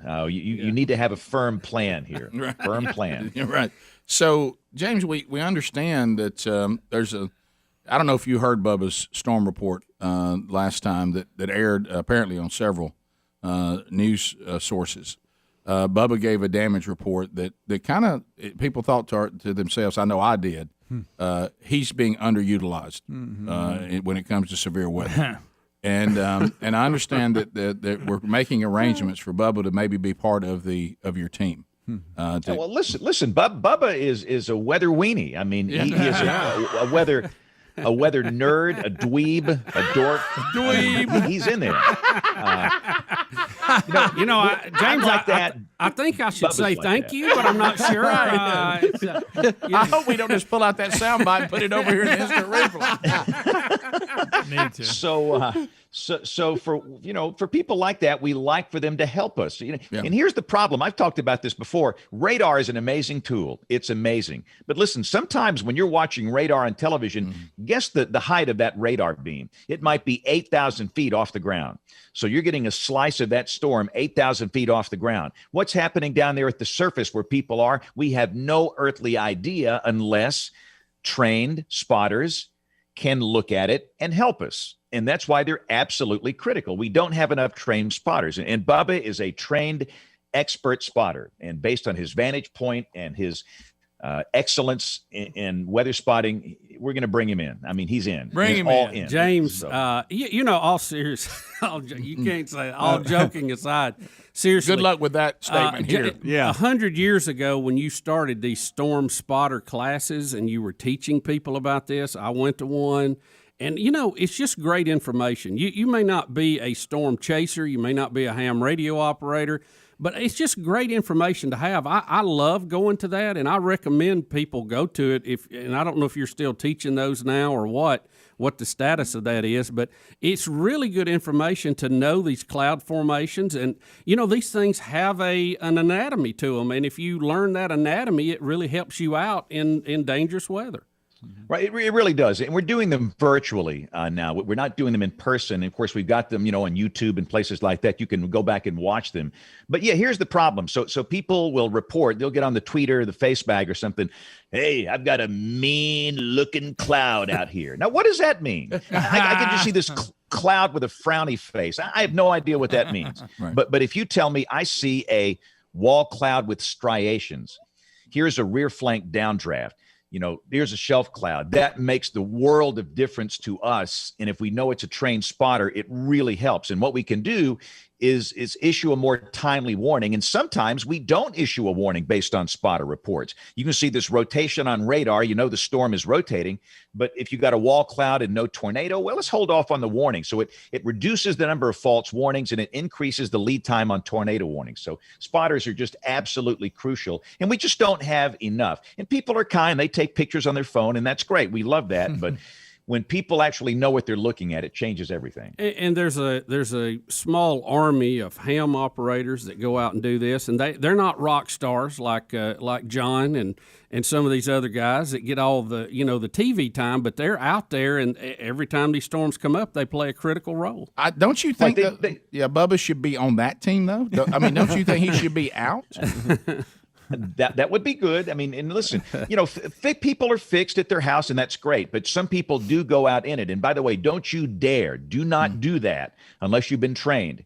I mean, if you go out trying to get some YouTube video of a tornado to get $30 in Google AdSense money, you're risking your life. It's not worth that. That makes no sense. In fact, we think there has been loss of life from people trying to do that over the last 10 years. You have to be trained to do that. But the people in the field that are trained, they're of great help. And here's the thing for us: when we show radar, a tornado, we're showing debris being lofted. We're showing a violent rotation couplet on radar. People look at that, and you know what they see? They see a bucket of spill paint.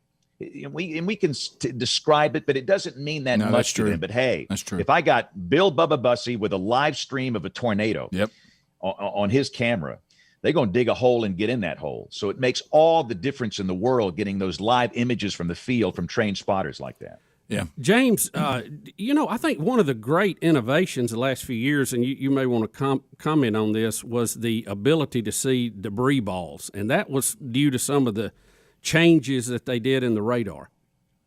Polarity. What happened? Now we have dual polarization radar. Instead of looking at it, in one plane, we look at it in two planes. And one of the products, it looks at all the, returned energy. Here's the way radar works. It's like throwing a basketball against a brick wall. What's it going to do? It's going to bounce back. Well, radar doesn't use a basketball. It's throwing out beams of electromagnetic energy, and it literally bounces off targets. And the radar can kind of look and see what's coming back to the radar. It's like, is it a basketball? Is it a volleyball? That is a soccer ball? And if it sees something that doesn't correlate with everything else, it puts this low value on there. And what that is, that's debris, tree limbs, parts of buildings, bricks, boards, glass, and nails. That debris tracker is an amazing product. And so we can confirm the fact that there's tornado down now. We didn't have that 10 years ago. It's an amazing product. No doubt. And when you hear that, you know somebody means business. I don't want to see that purple. No, you don't want to see that. No. So you going out today? No. Will you be part of it? Are you on the team, or is this we got to wait a few more? We'll see how it goes. All right, James. He's in. He's all in. Yes, he is. You get a sticker for your car and all that? James, do you get one of those things like a Domino's delivery person that has a tornado on top of your car? It's going to look like the Ghostbuster wagon. Thank you, James. Rick and Bubba, Rick and Bubba.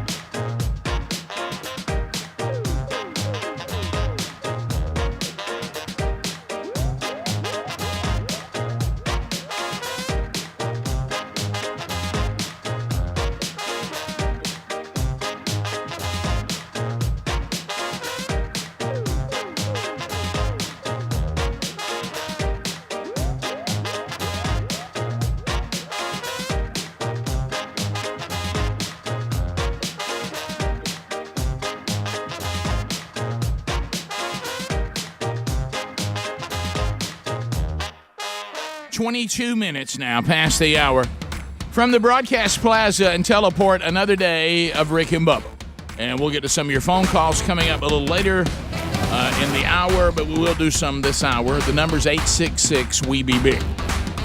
We do have an update, and you, the greatest, most powerful, most influential, best-looking listening audience in the world, you've done it again. We've learned on the program, if you want to get something done, you can try to go through the normal channels if you want to waste some time. But if you don't get anything there, then you just go to this audience, and this audience gets it done. You always get us the answer to a question if we can't find it. You always can help us with anything that we bring up. If we ever go to the Rick and Bubba Army, it gets done, and you've done it again. You get us answers to medical questions. You've done it technology questions, other issues. Sometimes when it comes to medical answers, maybe too many. That's right. Yeah. Sometimes you can be scary. Yeah, sometimes we all leave here unable to breathe. You're right. But you've done it again in the case of Coach Mike Leach. You've done it. We tried to get Coach Leach on the show or on Rick and Bubba University, and we could not get anybody through the normal channels to get that done. And finally, we just went to the audience. You, the audience, found a way for us to get in touch with Coach Leach ourselves directly through friendships and cell phones. And Speedy has made contact with Coach, and Coach is scheduled to be our guest on next week's Rick and Bubba University, the podcast. Not tomorrow's, but next week's. Now, we've been a big fan of Coach Leach for a long time. We've chased him down at Washington State. We've chased him down at Mississippi State, and quite frankly, until we went to you, the listener, we got zero. Alt. Now, I'm really, I know Speedy was personally disappointed the way that he felt like he got treated through official channels. You may have heard some of that discussed last week or the last time we talked about this, but I think it's no reflection on you, Speedy. I think it's just the game. And I don't know why they were hating the player and not the game. Thank you. If I could, so when he was at Washington State, we pretty much had him booked, and then he left and took the job at Mississippi State, and then we had to start all over again. Yep. We actually had better luck at Washington State than Mississippi State, which is sad, but that's just the That's case. got to be Rick, heartbreaking. I've noticed, Speedy, this seems to be a personal. sore spot with you. Well, I mean, because you are the original cowbell ringer here on the show. Yeah. Well, it's the way you feel when Auburn ignores you. Yeah. And how about you would think the connection, and we did get some after we had our little on-air discussion on it, we got some connections that emailed us and said, I know some coaches, I know some people in the athletic department, and I'm putting some feelers out, and I'm on the case, and we appreciate that. But then a guy by the name of Bryce Reese reached out. And you talking about listener of the week? Yes, that's Should what I'm we going to give say. his name? Is and that he is from Casper. Apparently we are. Casper, Wyoming. Right. And we went to Wyoming to go to Starkville. Correct. He reached out and said, "Hey, look, I've been listening. I hear your problems. One of my best friends actually grew up with Coach Leach, and I've asked him to reach out to Coach on y'all's behalf and see where that goes. And he did. And Coach Leach was very receptive and said, I would love to talk to him. And so they got me in touch with him. And yesterday I communicated with Coach, and he is excited about being on the podcast. Looks like that is listener of the week. Yep. Yeah. Now, I know it's early in the month, but I may just go ahead and suggest listener of the month. Yeah. Because this has been a big deal. Mike Leach is a big deal. Unless it gets mumped. Yeah. Now here's where we got to be careful. There's a term, we use a lot of terms in our program that are related to sports or hobbies or just some of them are related to words you don't even know what their origin is. And when you hear the origin, it feels even weirder. We have a term on our program, please don't spook them out of the green field. That's right. And what we mean by that, if you're deer hunting and a deer comes into the food plot, you have to be very careful. Or if you're approaching where you want to be and there's one already there, you have to be very careful because you want that animal to be comfortable out in the green field or the food plot or wherever you are, so that when they're nervous and they're looking around all the time, eventually they'll bolt. That's right. And you hate that feeling when you realize settle, please settle, and they're not settling. And so here's where we don't want to spook Leach out of the green field. No. But we've got to balance this because he did say to Speedy stay on me about this so I don't forget. Well, he was kind of making fun of himself. He said, "Look, I do that. I'm all about it, but do me a favor, please stay on me to remember." Oh, I do this when I'll see somebody like over a weekend, and Yeah. they'll say something about on Monday's show. Well, could you do whatever, and I will say, please email me again Monday, because from now till then, there's no way I'm going to remember that. Right. So stay on me. Hey, you're not bothering me to continue to remind me of this. I want to be sure I get this done. So I understand that. Yeah. And that's kind of where he landed, didn't he? Yeah, he did. And it did kind of hurt a little bit. It kind of knocked the breath out of me a little bit. He goes, "Now tell me about the show." He didn't know about us, and I kind of hurt my feelings just slightly. But I told him where we were based out of, and that we've been on Laser 96.1 out of Starkville for a long time with Bill Thurlow and the crew. I said, "Coach, you might want to start listening to us," and he started laughing. But he's excited. He's excited about coming on. Yeah, I didn't know how to feel when he said, "Now I've heard of Brooks Burgess. Now he's on the radio." Yeah, right? yeah. I did tell him about the connection Right. that you have a son going there, and Right. our history with Mississippi State, and thought we'd be treated better through the SID department. But Wow, I'm so glad. you really bothered I'm you. glad that.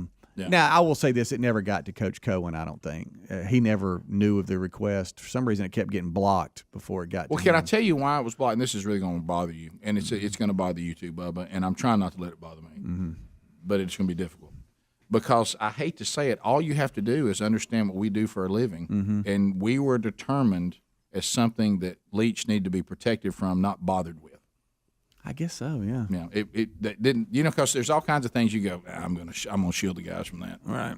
So we were determined to go in the shield category. Yeah. But in my mind, You know- stop you know- number one when I get to Starkville is this show. Number one. Yeah. I mean, Yeah. where do you? I mean, But you can't. Laser 96. Come on. but No, you- I mean, stop one. But you can't know that if no one informs you about it. You Right, You have yeah. to be told about that. Yeah, and it was obvious through communicating with him yesterday that he had never known of our request up until then, and I got to give him kudos. He was extremely nice, and things went well. So thank you to Bryce, listener of the week or the month, Possibly the month. talking to friend John, who grew up with him and still is very close with him, and so there you go. So Leach is scheduled to record a podcast with us next week, but again, that until it's done, I know I'm scared to death. we've got to find that balance where we make him comfortable, but we don't spook him out of the green field. Exactly. But he can't forget. Yeah. So that's going to be a delicate balance. Yeah, I can't be a bip to Coach, so I No, got to but- sprinkle my reminders to him. But yet you can't let him forget. I know. We'll take phone calls next. Bubba, Rick and Bubba.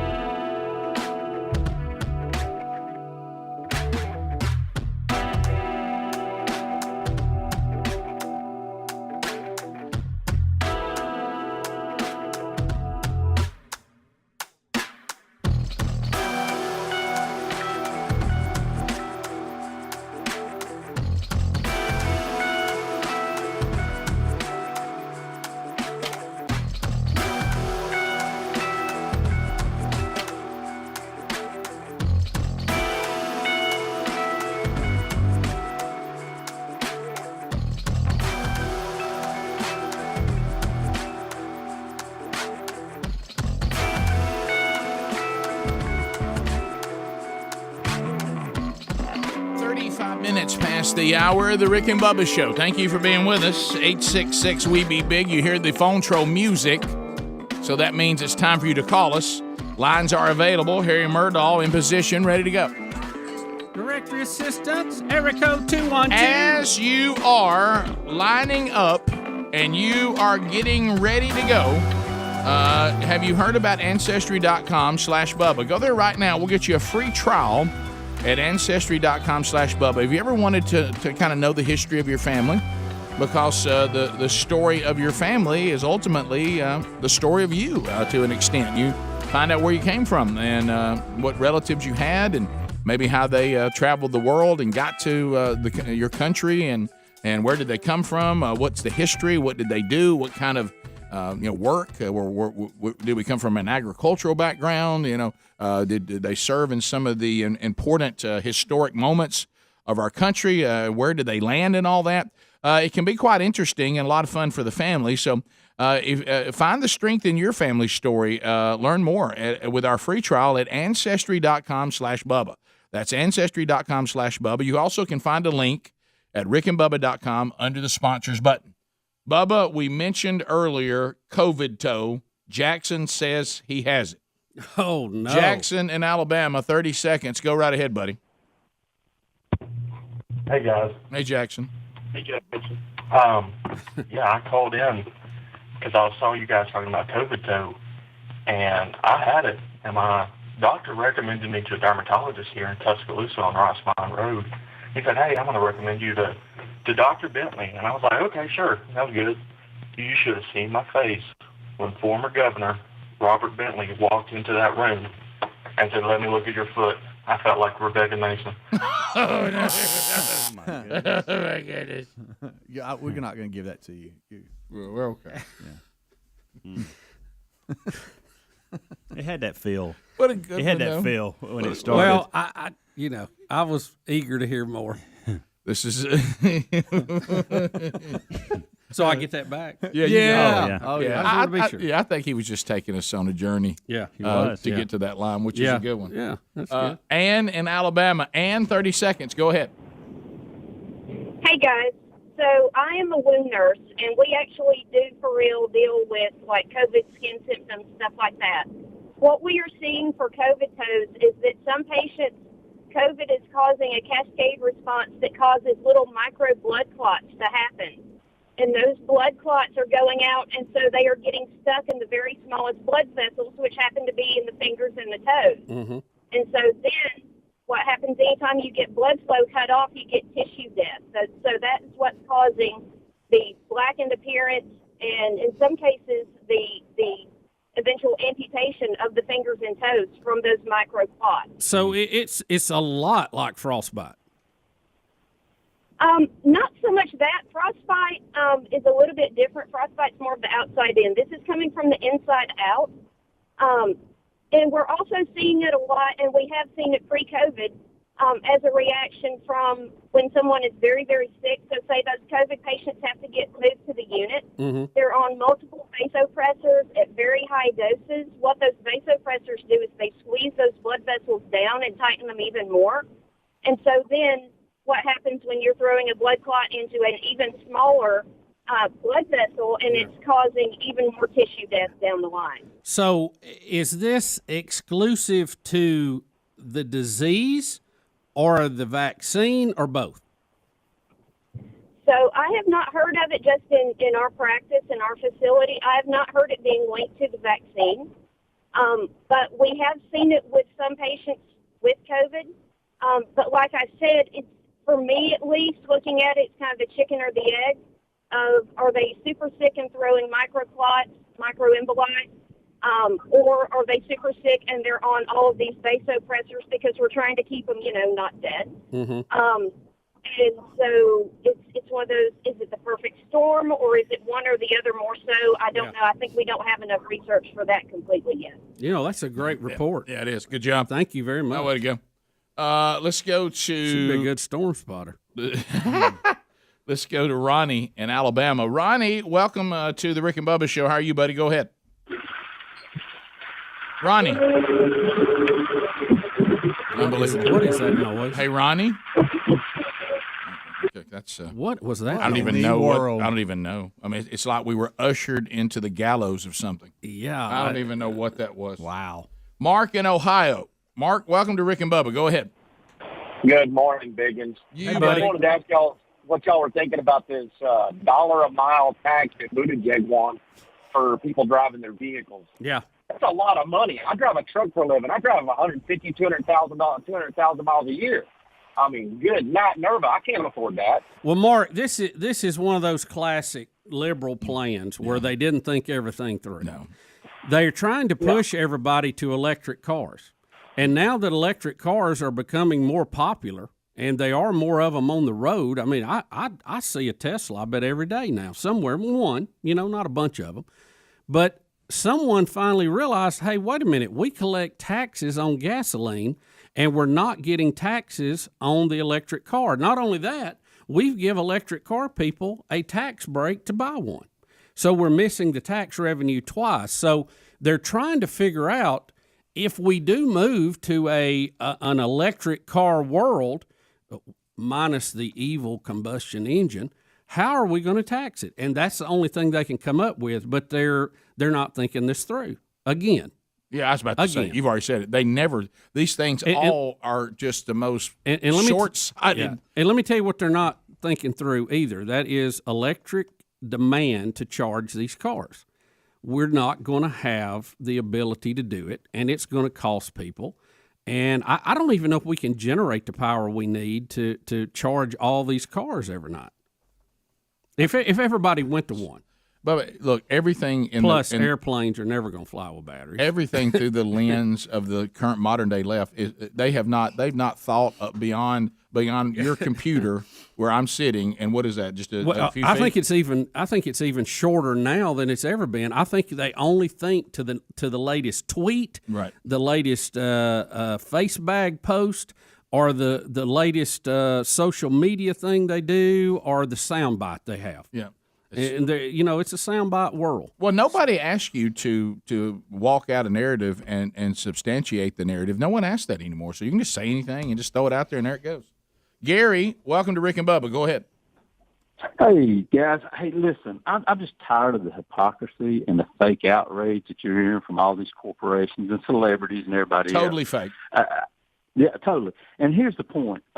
Back, and this is estimates, but back around 2018, they estimated that there were like 3.8 million slaves, people living in slavery in China. And in the 1860 census says there's about 3.9 million slaves in America. But Coca-Cola will do business in China for... Yeah, I saw that. Coca-Cola is doing business. Also, Major League Baseball is doing business with China. It's just like when the NBA started all this stuff, and they're doing business with China. MLB has also never had an issue doing business with Cuba either. But, we don't even have to get into that. Right. It's just, It's all this country, the United States of America, is a fake world. Yeah. You're living in a fake society. None of this is real. It's all fake. There's not an ounce of sincerity. There's not an ounce of consistency. You are living in a made-up fake world. Yep. It's like a child's world. Yep. Let's go. Yeah, you really can't say anything about anybody until you address China and Cuba. And if you're going to do business with them and you're going to overlook that, then you just need to overlook everything else. At least be consistent. Right. It's like, well, over here people get mad at us, so let's act like we care. But now in China, maybe they'll know what we're doing over here. If you don't have outrage toward tyrannical communistic governments in their treatment of people, if you have no outrage about that, then leave your outrage. Just say, you know what you ought to say? I don't care what people do. To each its own. We're doing business. I might go, wow. But I mean, at least I can go, okay. And at least politically, there's different theories on how you should handle things like that. There's one that says isolate them, totally isolate them. Don't let them do anything. Don't participate in anything. Don't work with them on anything. Just totally isolate them and leave them to their own suffice. And then the other is engage them.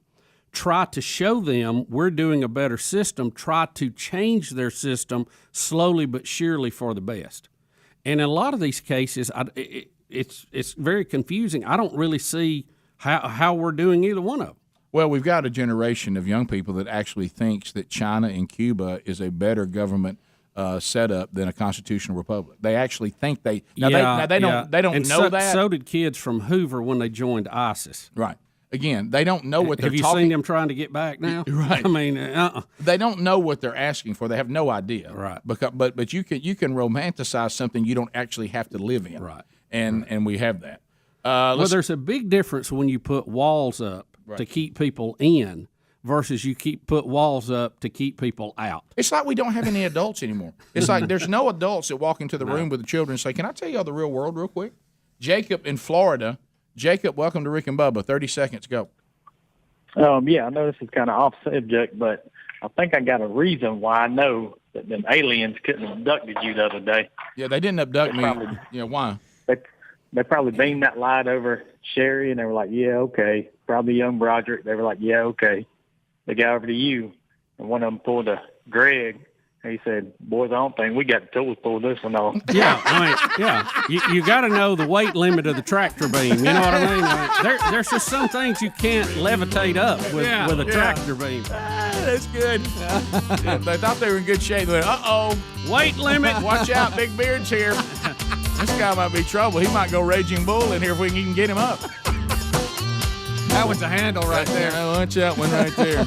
Remember that we were shown pictures of these kind of people. 14 minutes to the top. Rick and Bubba, Rick and Bubba.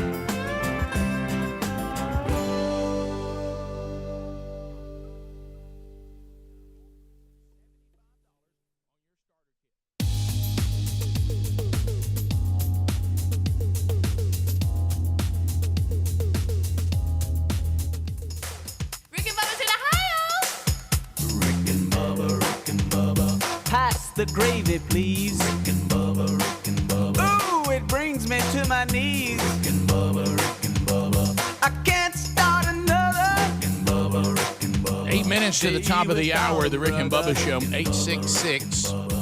We Be Big is the number as we make our way back. All right, so, Bubba, you said now all of your electric car people are contacting you and say, whoa, about that, driving the old electric car is got some expenses of its own. Well, let me, I want to be exact in this. Okay. This is last year, Alabama added an additional $200 fee to electric car tag renewals. If you drive a gasoline car 15,000 miles a year and you get 35 miles per gallon, you would only pay $111 in gasoline taxes. So you're being penalized for driving an electric car right now. In Alabama. In Alabama. Yeah. So there may be states to state may be doing different things. So and that is and they're getting them on the car tag. That's right. $200 more on a car tag. What do you think that's for an electric car? What do you think that's? I mean, what's the to make up for the lost gas tax? Right. Yeah. That's what they're saying. Yeah. That's it. Now, according to this text, they're gonna get it. He said, "Now, if I drive 30,000 a year, it will start to swing in my favor. The convenience of simply plugging in overnight and never having to interrupt my day with a stop for gas station, to me personally, is worth an extra $100 a year." Yeah, if you look at it, I think you have to understand, if you're going to an electric car because you think you're saving the planet, that's the wrong reason. If you're going because you think you can save money, you can see at some point maybe, but the states are going to get their tax revenue from you on the automobile. They're not just going to let it ride. Last night I was trying to explain to my daughter some tax things, and property tax came up. And when I tried to explain to her that we have to pay for our property, even after we've bought it, to the state so we get to keep it, like, what? Now, wait, I don't understand. You bought, yeah, but it doesn't matter. They can do what they want to. Yeah. The total shock that you had to pay property tax, the way it works.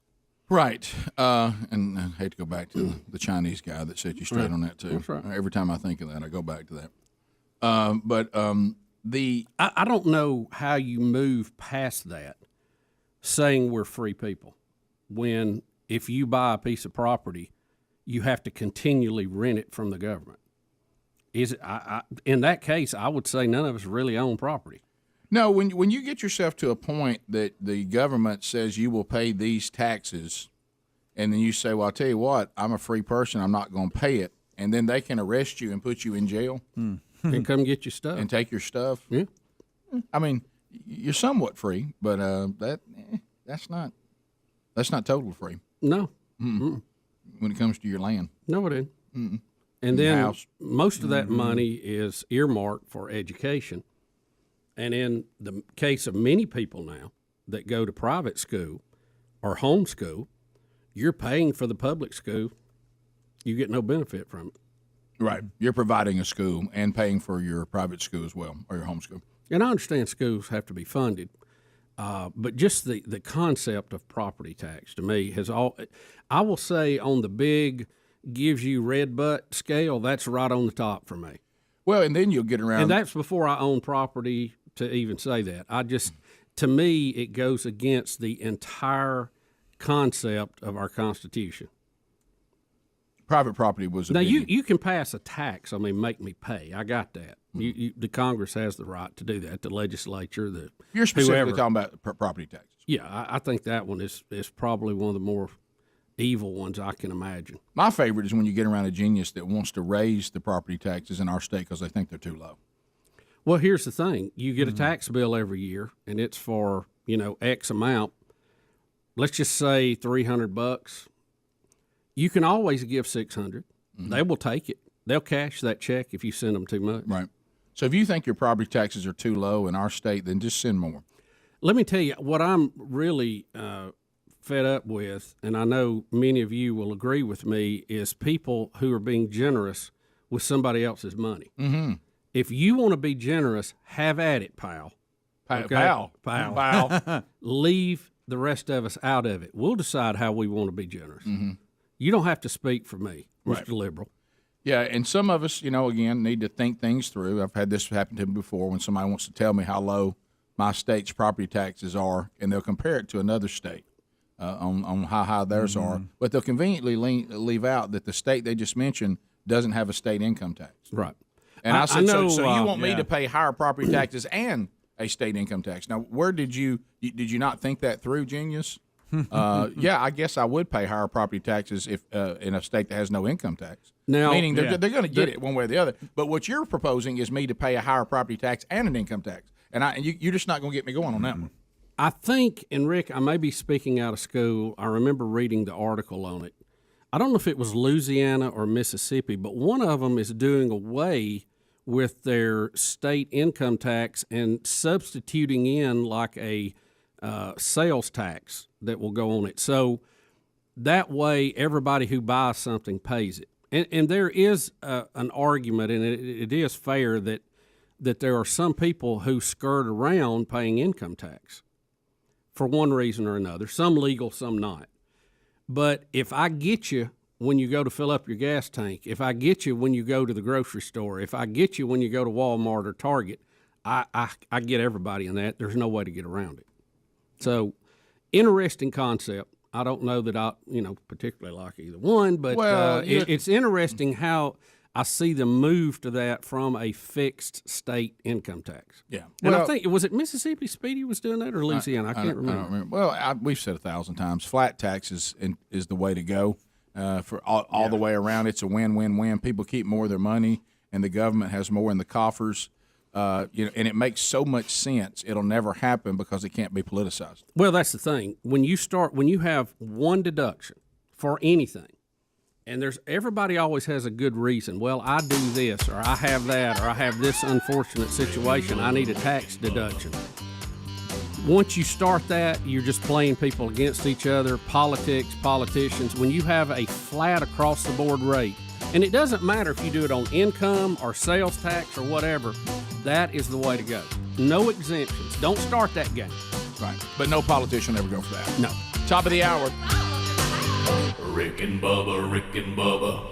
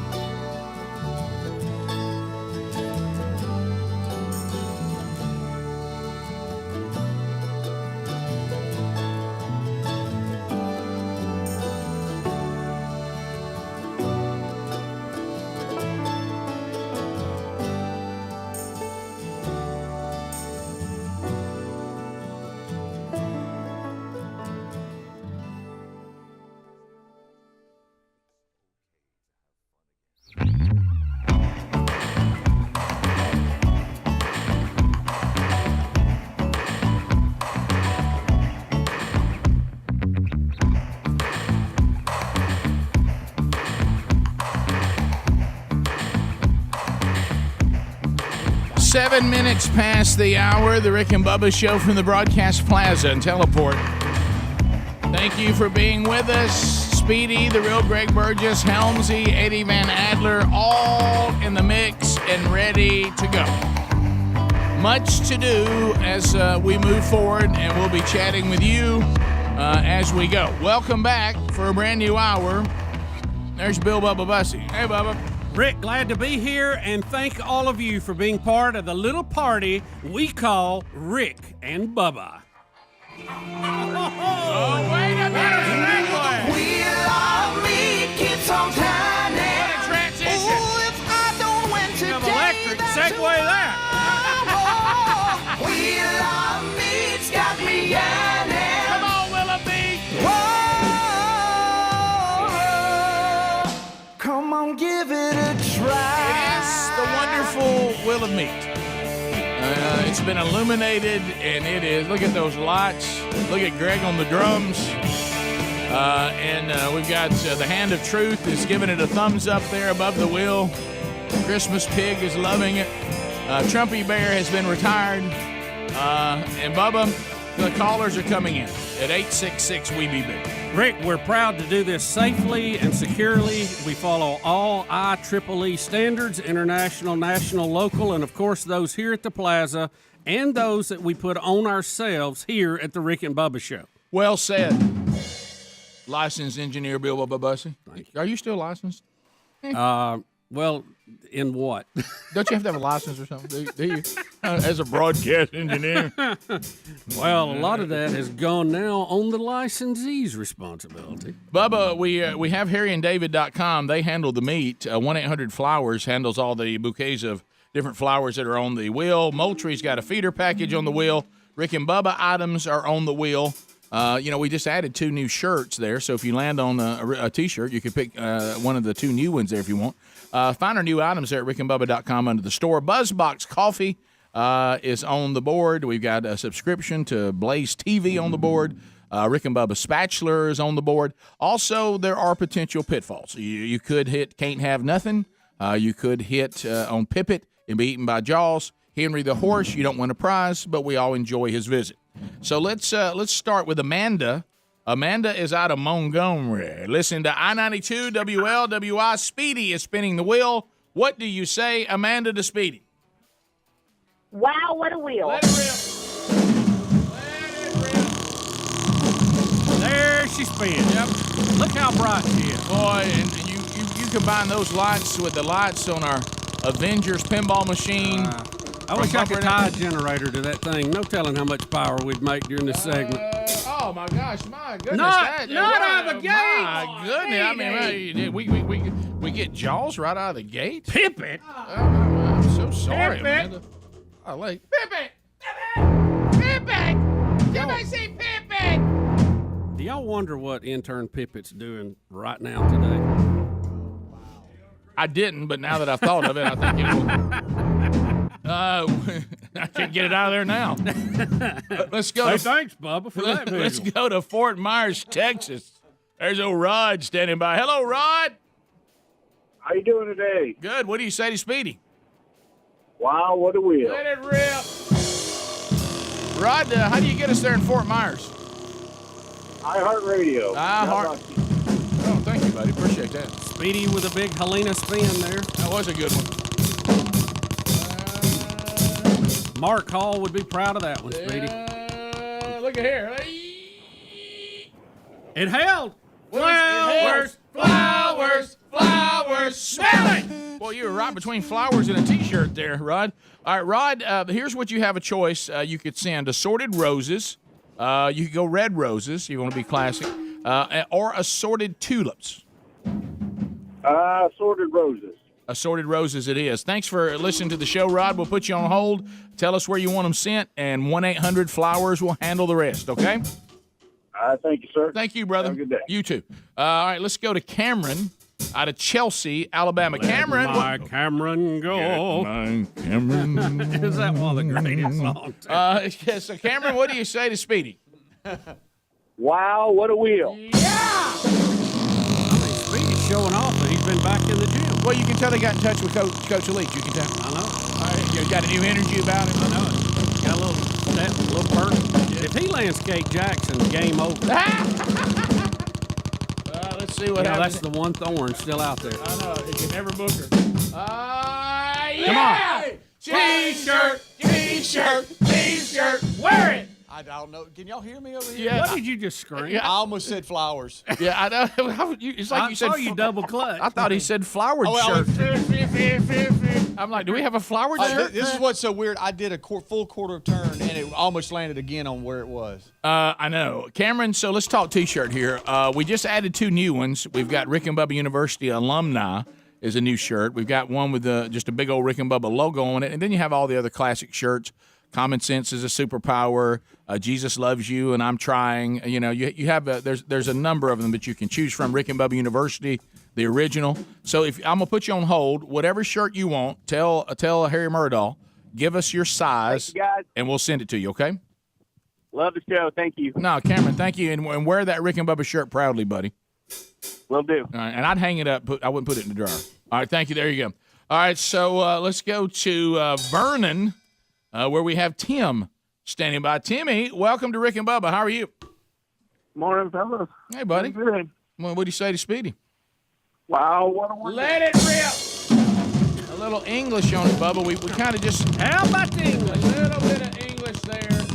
Let's see what happens for Tim. Guys, I turned. How does that happen? T-shirt, T-shirt, T-shirt. Wear it. That's a phenomenon with this wheel that I don't get. I don't either. All right, so a T-shirt for you too, Timmy. So we'll put you on hold. Tell Harry Murdahl which Rick and Bubba T-shirt you would prefer, and we'll send it in your size, and you wear that thing and let everybody know you're part of the Rick and Bubba Army. I appreciate it, fellas. Now, Tim, thank you, buddy. Let's go to Mobile. Before I do this, watch this again. Watch, going all the way back over here, okay, going to right there. Okay. All right. I think there's a weight on there. Somebody's moving. But around. he's done 2 different speeds, completely different, and it landed within a. So how many stops are there on there? Let's see. I see 10, 11, 12, 13, 14, 15. What if I walk like this? 16. You got a 1 in 16 chance on it being on anything. Let's go to Josh in Mobile. Josh, welcome to the Rick and Bubba Show. We're just in Mobile about a week ago. What's going on, buddy? Hey, not much. Just heading into work. Good. What do you say? Hey, wow, what a wheel. That's it. That's it, Josh. Reverse Good spin. call. We'll try reverse spin. See where we go. What are the odds that it is going to land on T-shirt again? It's right around either that T-shirt or the flowers. Now, here we go. Now we got something new. Yeah! Me!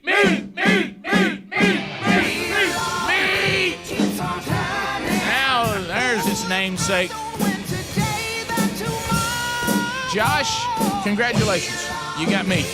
A $50 gift card from harryanddavid.com. We'll put you on hold. Look for that coming to your email. Check your junk, too. Sometimes junk will throw it over in the spam folder. It'll be coming to you sooner than later. And then enjoy delicious meats from harryanddavid.com. Okay, buddy? Thank you so much. No, thank you, buddy. Appreciate you. There it is. The Wheel of Meat delivers again for another week. A lot of winners. And congratulations. Only one person did not win. Everybody else got a win today. The Wheel of Meat put up for another week. Rick and Bubba's show continues. We'll get into more of your phone calls and stories that we're still working through when this edition of the Rick and Bubba show continues right after this. Rick and Bubba, Rick and Bubba.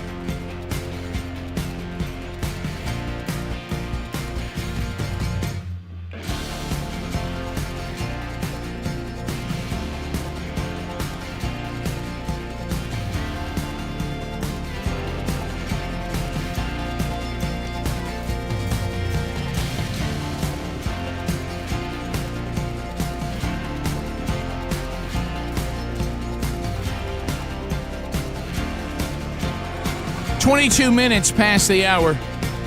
Rick and Bubba Show. The gang's all here, and we'll get to some of your phone calls coming up. Don't forget Wednesday Bible study back today. We continue through our series, our new one. We're about 16 weeks in on our study, and I think today maybe 17 or 18 or something like that. But we've been at it. Knowing God continues today, and thanks for all your feedback on that. If you want to catch it live, it's noon Central Time, 1 o'clock Eastern on the YouTube channel, or you can catch the archive, which Adler puts together, and he and Hams make that available to you not too long after on all of our social media platforms.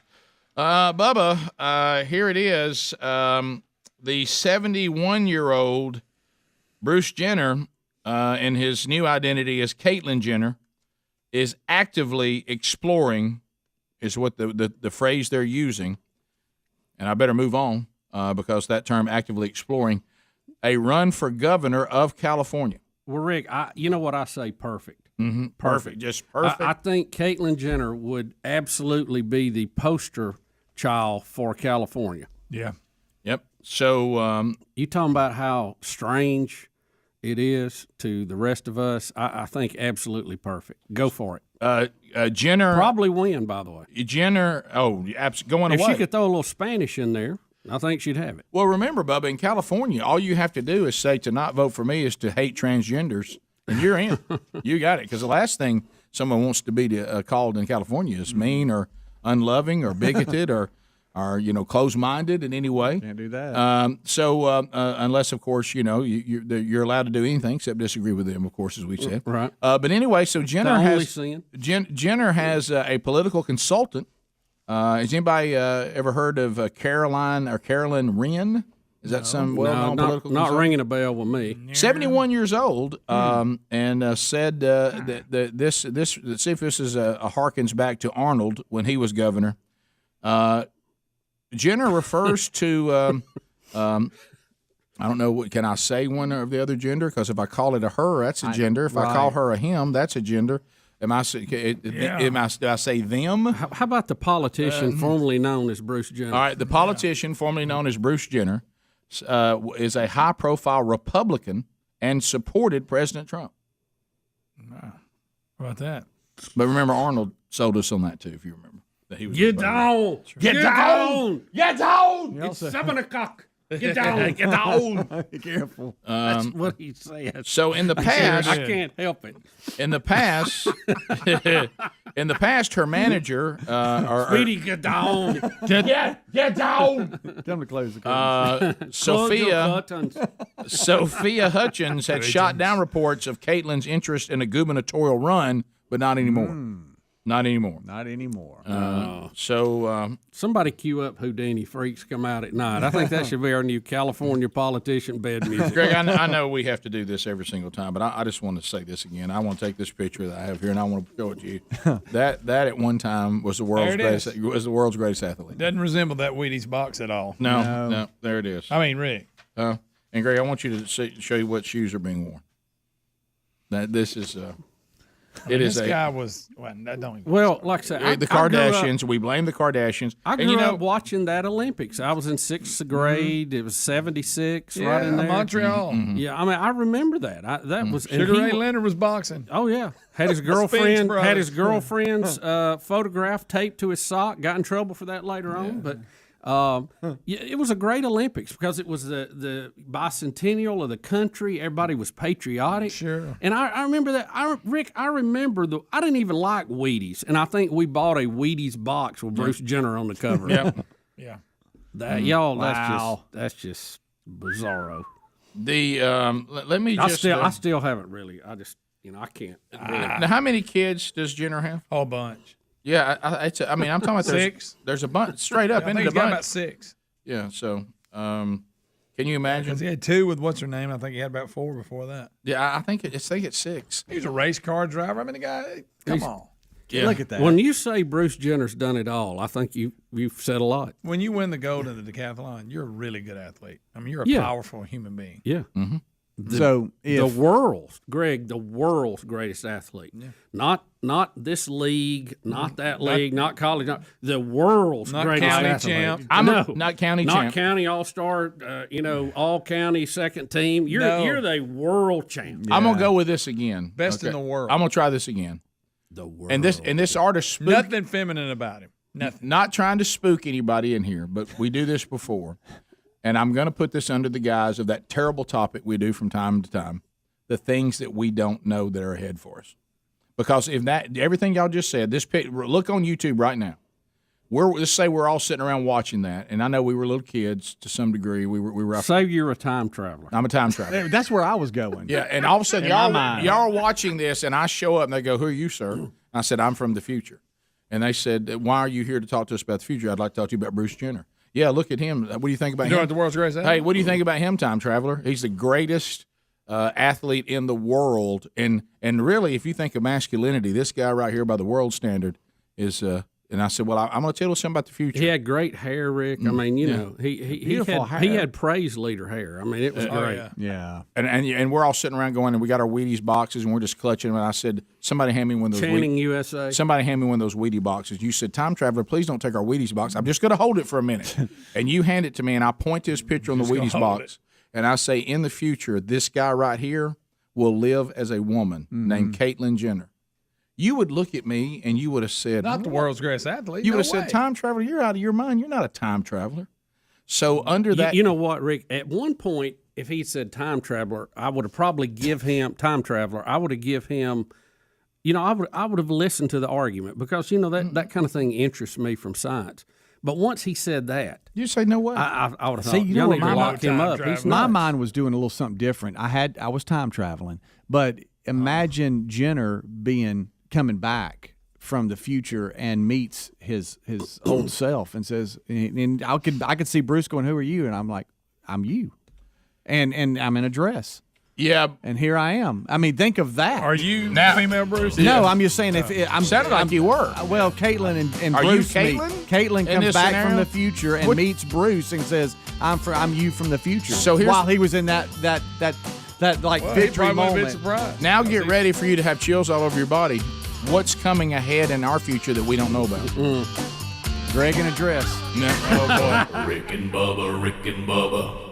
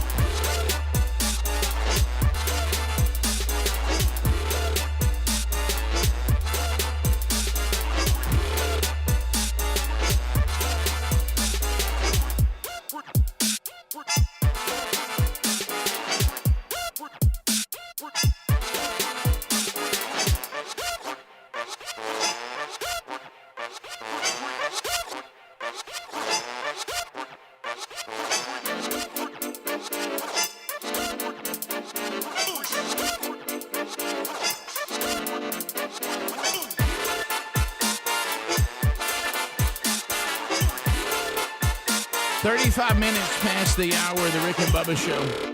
866 We Be Big is our number. As we make our way back, we'll get to some of your phone calls coming up here momentarily. Let's look at MyPillow.com. You know, at MyPillow.com, there's a lot going on right now. You know, we told you yesterday we can get you $40 off the premium MyPillow right now with the promo code Bubba. And we've been talking about, you know, some of the other things that they've been doing, the new, you know, slippers that Bubba and I got. We love those. But today, I want to land on my store. You can find that at MyPillow.com. And this is Mike Lindell and his company saying what we've said on the show. And you can complain about a problem, and you can complain about monopolies, and you can complain about the tech world being taken over by people who mainly seem to see the world through a leftist lens. But why don't you try to create other platforms that can get the job done? And Lindell is starting something called My Store to kind of compete with Amazon. And he's getting entrepreneurs and businesses that are trying to bring products to the market. And they're looking for a platform to do that, and My Store is allowing that. And he's vetting these out for us, and we've got some great companies that work right here in America. America's favorite new building toy, Lux Blocks, is there. Beach Bark Brittle, gourmet poultry rubs from Madison Park Foods. Dentapup is a patented dog toy to promote your pet's dental health. Bubba picked up a couple of those. The Perfect Cereal Bowl, a Bionic Wrench. Now, that does interest us, doesn't it? Right Side Up Apparel, Made in America socks. These are all companies and all items you can find by going to MyPillow.com and just clicking on My Store. There's also a link at RickandBubba.com under the sponsors button. Bubba, we have a cat fight in the beauty pageant world. Oh, Rick. It involves nothing better. It involves the Mrs. World. Now, keep in mind, that means women who are married. Right. The Mrs. And that's why that's where this controversy comes from. Mrs. Sri Lanka, and of course, you and I spent time with the Sri Lankan shooting team that time for the Olympics, which was weird. I will tell you, that was a funny interview we did with him because they didn't speak English. Yeah, it was very funny. And they had their translator coach with them. Yeah.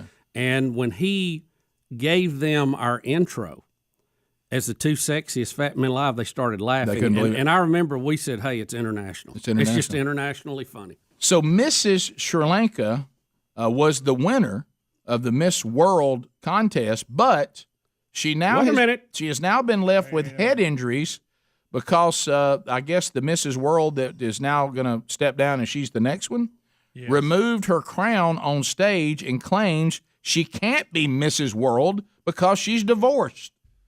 Yeah, and they snatch it off her head and put it on the runner-up. Right. Steve Harvey's not hosting. He's not involved, right? Okay. Let me ask you this: how do you get to that far in the competition before anyone goes, "Oh, by the way, you don't qualify"? Why do you wait till she's crowned and then you go, "Hey"? I'm sure it's in some language you can't understand, but she gets on the microphone and explains it, and then rips her crown off her head. All right, so she's got head injury. She says. It's in English, Greg. It's actually. Oh, is it? I just saw it. I didn't have the sound up. So let's look at this. When you start the pageant season, and you usually have qualifying pageants, then state pageants, then the national pageant. I assume it's a pretty long process. Maybe. I mean, you may compete. Do interviews. You may compete for 9 months, through the various pageants to get to the top pageant. Yes. Right? So, I mean, 9 months is a long time. A lot can happen in a married life in 9 months. Yeah, I guess so. All right, so here it is. Here we go. Ladies and gentlemen, put your hands together to Mrs. Sri Lanka World 2020. I have a small request. As per the Mrs. World Inc., there's a rule that you all have to be married and not divorced. So, I'm taking my first step saying that the crown goes to the first runner-up. Oh. All right, so I want to see her snatch that crown. Hey, she stomps off, too. She is not mad. They have a little trouble getting it off. Yeah, she's now claiming she has head injuries. Well, she's just saying that, but still. Look, they can't get the crown off, Bubba. And the first runner-up is crying now. Look, they can't get it off. Look, and so she's... This happens after we announce her as Mrs. World. And when they crown the other one, boy, she starts waving, carrying on. Look, now this other woman's out there, and she's... Boy, they can't get it out of her hair. I know, it's really This is where the injury occurred. Yeah, that dug in. Look, now I'm out. I'm walking I'm out of here. Look, why are we doing the power sign? Yeah. So now we're giving it to the first runner-up. I have a question. Who was the lady that made that announcement? I think was she last year's Mrs. World? So She wait was a minute. crowning the new The one. competition happens. They crown the winner. Last year's winner grabs the microphone. They're obviously trying to drown her out with the Boy, they music. really are. They really are. And she says, hold the phone. Wait just a minute. You have to be married to win this. She's not married, so I'm giving the crown to the first runner-up. Correct. And she goes over and starts removing it, and it does not come off smoothly. And then someone else comes out from the back and offers us the power sign. I don't know they do. Is that the power of married women? I mean, that's fine with me. I mean, now she claims they say that she's actually separated, not divorced, so she figured she was still legal. well, I'm with Bubba. Did we not vet this out? Yeah, and you said it too, Greg. I mean, they do a whole interview process and You everything. got to catch this during the swimsuit part. Let me ask you this too. Greg, now like, why do you think you catch it there? I don't know. I just thought that's just like the middle of it. If you're in the Miss pageant, which means you're not married, correct? Like we think these are going to continue anyway. I mean, you're talking about barred time, right? In today's environment, if you're in the Miss pageant and you get married during the pageant season, working up to the big one, are you disqualified? I would think, yeah. Look. So if you're married and get divorced, look, no, that one. Well, that's, she's separated. I guess that's a technicality. Watch the power sign. I don't understand the power sign. I know, Rick. Two of them. By the way, go back a little bit, Adler. The one who does the power sign, she gets mad and really wears. They clearly look, want. watch the one she's that giving walks her up. an earful. Yeah, so. watch the one that walks up. She gives her an earful like Bubba said. Watch her right here. What? She said, "You better stop complaining." She said, "I told you not to be in this competition. You better get out. You got out. You hit the road. Yeah, get out of here, Jack. Look, don't come back." Well, it almost looks like the Nazi sign. Bubba, Greg. Well, one of them is doing the open hand, Mm-hmm. like, da-da, and then the one, like Rick said, gives the power sign, which, or I don't know, maybe she's saluting Emma Sanson. Okay, that one there was not happy about it. I don't know what her role is, but Yeah, she was mad. She is mad about it. And you know what she said? You tried to. Here's what I know we keep saying this, but we got to go back to the original point. How do we get to the point that Greg, we've crowned her so much that we've woven it into her We had hair, to pull her hair to get so it it won't fall off. I mean, we're at this point and we don't know yet. Of course, you know me. I love endings like this. Oh, of course you do. I live for this. I mean, Speedy can't look. I at would it, watch more pageants if they would end like this. And Steve Harvey's glad he wasn't Yeah, involved right, with he it. wasn't involved. You know what, though? When his thing messed up, he did it the right way. He just took it and started joking about it. I mean, it was... Right. He went to his other 10 shows and said, well, I messed that one up. Right. Yeah, 10 left.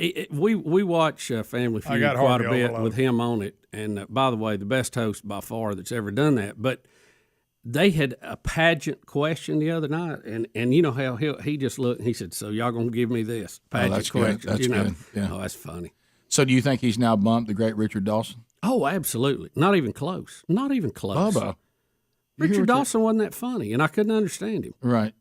What about him? He'd make out with The only thing he was known for is kissing everybody. Yeah, he'd make out with everybody. He went from Hogan Zeros to that. And let me tell you, in the world we are today, that would be a non-starter. Oh, Oh my God. We used to have a host that would just kiss everybody on the lips. Oh, yeah. Let me tell you On something. the lips. When Saturday Night Live did their bit on it, when He'd be canceled. he was just open mouth kissing everybody. Oh, yeah, they overdid I mean, it. he would just go up there and pucker up, All right, so here's an update. And you could tell the contestants, like, gosh, if I don't give him a kiss, I may not get a good question. Yeah, I want to win. If you want to make it even more awkward, now the original winner that had her crown torn off and claims she has head injuries now has now been given her crown back due to them investigating it, and they said technically she wasn't officially divorced. Well, that's what she tried So I hate to get in the weeds on this. Yeah, but we're already there, buddy. So now if she's you- been back crowned again. if you are separated, you're still married. You're just not cohabitating, right? You're taking That's what she said. but you're not divorced. Like I can move on. You can't remarry if you're separated. Legally, correct. Well, you're not supposed to. Well, not in this state. Right. Look. Here's the great Richard Dawson. See, look. He's kissing everybody. He's just Right he's- on the he's- mouth. And they're all Every single leaning in. person Look, on they're the all about list. Everybody. Look, Yeah, I mean, how is it was a different Does day. that then. not- Talk does that about a not just- super spreader. a different day. Does that not even make you uncomfortable now? does. Look at all of them. They're all. They love it. They can't wait. There's You a know side what, of me though? this makes me I uncomfortable. saw Then one another side you just want to scream play on. You know, I do enjoy the times we weren't so uptight as we are now. Yeah, you look, that was the 80s right there. Yeah. Everybody was all right in the 80s. Well, y'all realize how different it is now than the 80s? You didn't have to There was a watch time what you said. there was a time when Richard Dawson so kissed every woman on Family Feud, and Bruce Jenner was a man. Yes. Throwing a javelin. Your phone calls I are didn't know what next. you were about to say. Well, so to speak. All right. He no longer has his javelin. Rick and Bubba.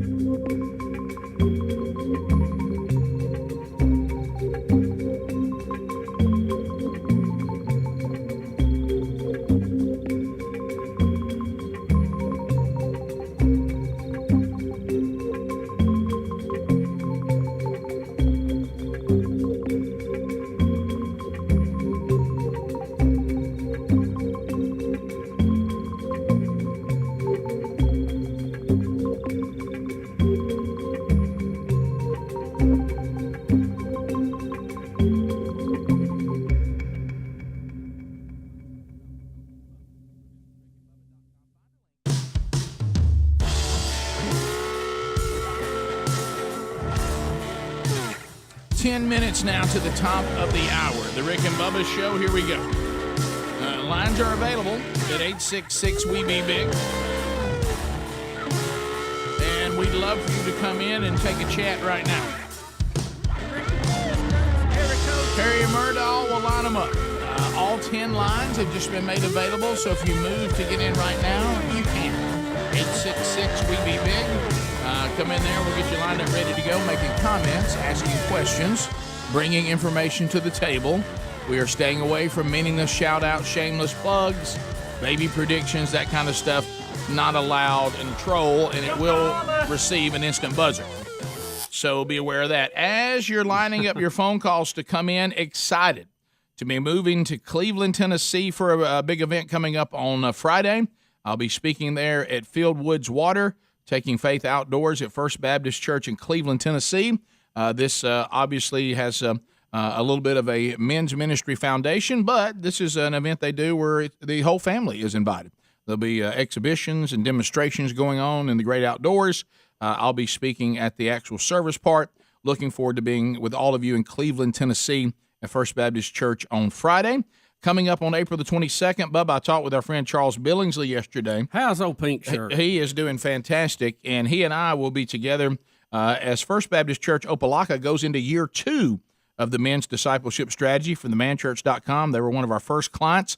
They've completed the first year, and they are now in their second year of the strategy, and I'll be kicking off their first men's gathering. They've done 10 weeks worth of the second curriculum, and we'll be there, but they're turning that into something a little bigger than just a service, because Charles Billingsley and the entire band will now be in concert. So we'll cut up a little bit with Charles. We'll hear he and his band, and then I'll bring the message that night to the men there at First Baptist Church Opelika. That's a $5 ticket. And you need to go ahead and get that, and that link can be made available to you at rickandbubba.com under events. Think O'Reilly Auto Parts for all your car care needs. Get guaranteed low prices and excellent customer service at O'Reilly Auto Parts. Better parts, better prices every day. Let's start with Todd out of the great state of Missouri. Todd, you got 30 seconds on Rick and Bubba. Go ahead. Hey, yeah, I got a comment about the baseball thing. Okay. Whenever they decide they're going to pull the game from Atlanta, I saw where Major League Baseball said that didn't fit their values, the voting thing. Here's the problem I've got with it. If I was to go to a baseball stadium and buy a ticket for the bleacher section, they're going to scan the ticket when I walk in. But if I try to go to the box seats, and I'm going to get stopped by an usher, and they're going to check that ticket and then tell me to get out of there. So can I just go down and just say, hey, I'm offended? You can't, and there's crazy inconsistencies that go with this, especially since we talk of so if Major League Baseball or anyone, and this is what we need to keep demanding, if someone says, I don't like having the All-Star game in Atlanta because it doesn't stand with our, what do they say? Their what? I don't know what the terminology is, but they don't agree with that standard or something. Doesn't fit our values. Values, there you go. Well, then I would like somebody to say, okay, so explain that to me. I'd like to first see their value system. Let's start there. Yeah. What is it? What are your values? Yeah. And what value is this violating, and how does it violate that value? And how come it's okay for Atlanta and whoever they're playing to continue to play in your league in the same city you just moved? So it's only offensive to the All-Star game? Yeah. Your business is staying there, and the Braves, one of your franchises, will still play 80 games against various opponents in the same league, in the same city, in the same state. So could it be you're just grandstanding and this is a bunch of garbage? Couldn't it be that? You think? And you've removed the All-Star game, as it was said yesterday, to where 51% of the businesses in Atlanta are run by African-American families or other minorities, and you've taken it to Denver that is 76% white. And if you look at their voting restrictions, there's not a big difference. And the Chamber of Commerce in Atlanta was already promoting this event, saying that it will bring $100 million of revenue into the Atlanta area because of that one ball game. Well, let's snatch that. And now that $100 million, going by their numbers, is now going to Denver. Yep. Well, and I think it's a ridiculous argument when Joe Biden is throwing around Jim Crow laws. Yeah. But if we're going to call it that, let's go look at the Jim Crow laws in Colorado. Oh, yeah. Because they're there, too. If that's what they are. If that's what we're going to call them. Let's be consistent with this. Ben Carson, African-American, saying anybody, he concludes Omar and the president, because I didn't realize Omar had. Oh, yeah, she chimed in on it. She's calling the Georgia voting laws making an apartheid comparison. My goodness. Listen to this. That's even better. Here is Ben Carson, a black man, and he says anybody who compares the voting laws in Georgia to apartheid or to Jim Crow, they do not understand, or they're not very educated on apartheid, and they're not very educated on Jim Crow. Including your president. Well, that's what he said. He said, and I include Biden in that. If they're saying that, he said, whoever says that. Yeah. They don't, you can't, we can't, why aren't we letting people get away with those I know. kind of things? Why don't, somebody, the minute he made that statement, should have said, time out. Easy now. Let's clarify. Have you seen the Jim Crow law? Alex in Hattiesburg. Alex, 30 seconds. Go ahead. Well, guys, I'm just speculating here, but I think I know why that y'all couldn't get Mike Leach on from Mississippi State. And why's that? Well, when y'all had Tommy Tuberville on, he compares, Lubbock, Texas to Iraq or Iran.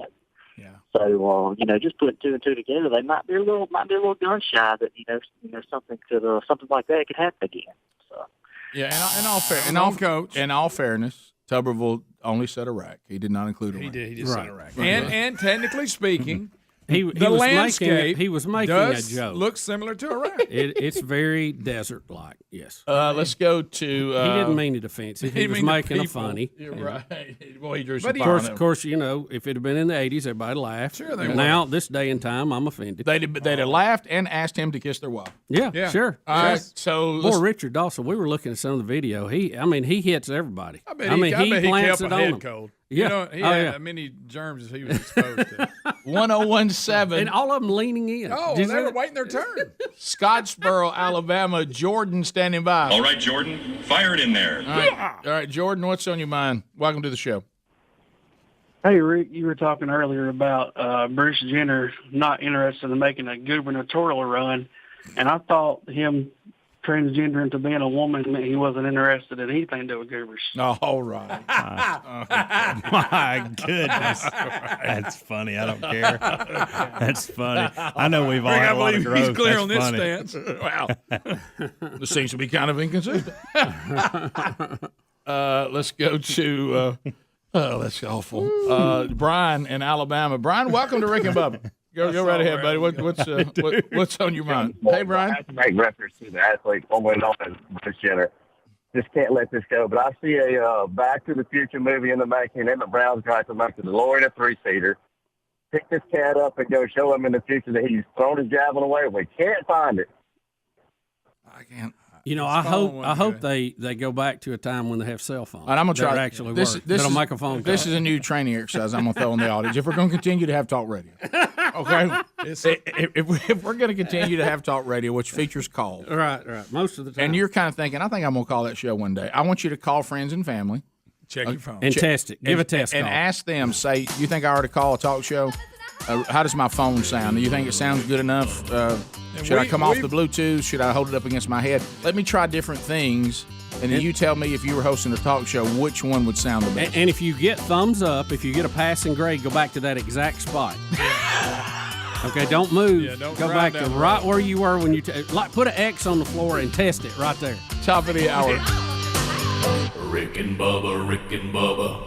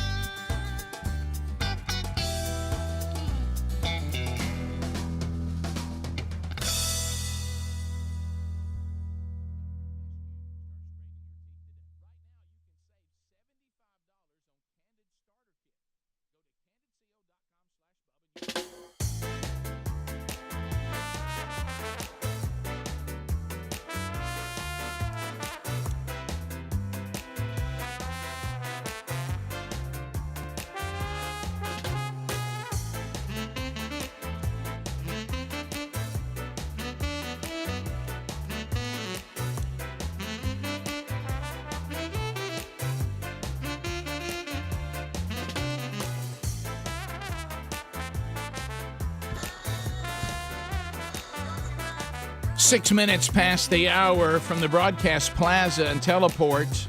Another hour of Rick and Bubba. Looking forward to chatting with you at 866 We Be Big. Wheel of Meat did spin earlier in the program if you're just now joining us. So it's put up for another week. Just FYI. Harry Murdahl's got the phone calls. Speedy, the real Greg Burgess, Helmsy, and Eddie Van Adler, all part of Team Rick and Bubba. And welcome back, Mr. Bill Bubba Bussey. Rick, glad to be here. Honored and privileged to be sitting in chair number 2 for 27 years. Right there. Everybody get your 2 up. Everybody get your 2 up. We hit this story as we ended the show yesterday, but we didn't really unpack it because at first, the reason why we didn't talk about it to the end of the show is you and I kept saying this can't be a real story. Well, I saw the story, and it was in the local media, and it's so bizarre. I started... you just have to be so careful now. And we kept looking at it going, this cannot be real. And then the national media started picking it up and some international media. And that's when I mentioned it yesterday. And I thought during that time between the end of yesterday's show and today, we would have time to get some clarity on some of this. But you know what? It's still out there. And it's still very confusing. And it is real. In Selma, Alabama, a Confederate monument valued at $500,000, which, where do we get that value, was stolen in March from a Selma cemetery. Officials have confirmed. A group that claims to have taken the monument, and it's called the Jefferson Davis Memorial Chair. Jefferson Davis was the president of the Confederacy. But it's not really his chair, Rick. Okay, it's not his chair. It looks like somebody made a statue-like chair, and we've named it the Jefferson Davis Chair from the ladies of Selma, Alabama, donated by the Alabama Division of the United Daughters of the Confederacy, and it gives the person who's the president that it is it's a seat in memory of Jefferson Davis, and now the chair itself has been taken away. Well, the first rule of putting up memorials is you must bolt it down. Right. Apparently that was not and that's done. how it looks when the chair was there. Well, it looks like it's a big marble deal. You know, I mean, it looks like a big marble chair, dare I say, almost throne. Do you think that this was a depiction of what his chair looked like when he was the president of the Confederacy? I don't know, but they call it the Jefferson Davis Memorial Chair. Okay. The people who took this sent emails to AL.com saying that they will give the chair to the United Daughters of the Confederacy if that organization agrees to hang a banner outside its Richmond, Virginia headquarters. Now, follow the geography here. We're moving from Selma, where it was stolen, to the United Daughters of the Confederacy in Richmond, Virginia, hereto known as UDC. In those emails, a group calling itself White Lies Matter, LIES, yes, say they stole the chair from the old Live Oak Cemetery and are demanding that the UDC hang a large banner at 1 p.m. this Friday, the anniversary of the Confederacy's surrender in the Civil War, and leave it up for 24 hours. Now, what banner? What's the banner supposed to say? Well, I'm going to get to that. I did not know that this Friday was the anniversary of the Confederacy surrender. I don't spend a lot of time worrying about I know this is shocking. It really doesn't affect my day, so I haven't paid a lot of attention to it. No. The banner bears a quote from, and I can't say the guy's name, a Black Liberation Army activist who is wanted by the FBI for a 1973 murder of a New Jersey state trooper. Okay, so I assume he never was caught, right? I guess, apparently. And it says, the rulers of this country have always considered their property more important than our lives, unquote. White Lies Matter said it had already delivered the banner to the UDC. Failure to do so will result in the monument, a stone chair, immediately being turned into a toilet seat. In other words, they're going to put a hole in it where a toilet seat would be. And they sent a digital representation of what it would look like with a hole in it. Mm-hmm. Okay. A potty chair, for lack of a better term. Understood, yeah. I saw that picture yesterday. if they do display the banner, not only will we return the chair intact, but we will clean it to boot. Now, you see when someone, being us, read this story a couple of days ago, it sounds like almost a comedy bit. Yeah, it sounds like something Babylon B would put out or something. The fact that people would steal something out of a cemetery, which I think you've crossed a line there that I wouldn't want to be dealing with that because there's no telling what was riding on it. No, it's got Haint City on it. And you would do this to this monument, right or wrong, being there, okay?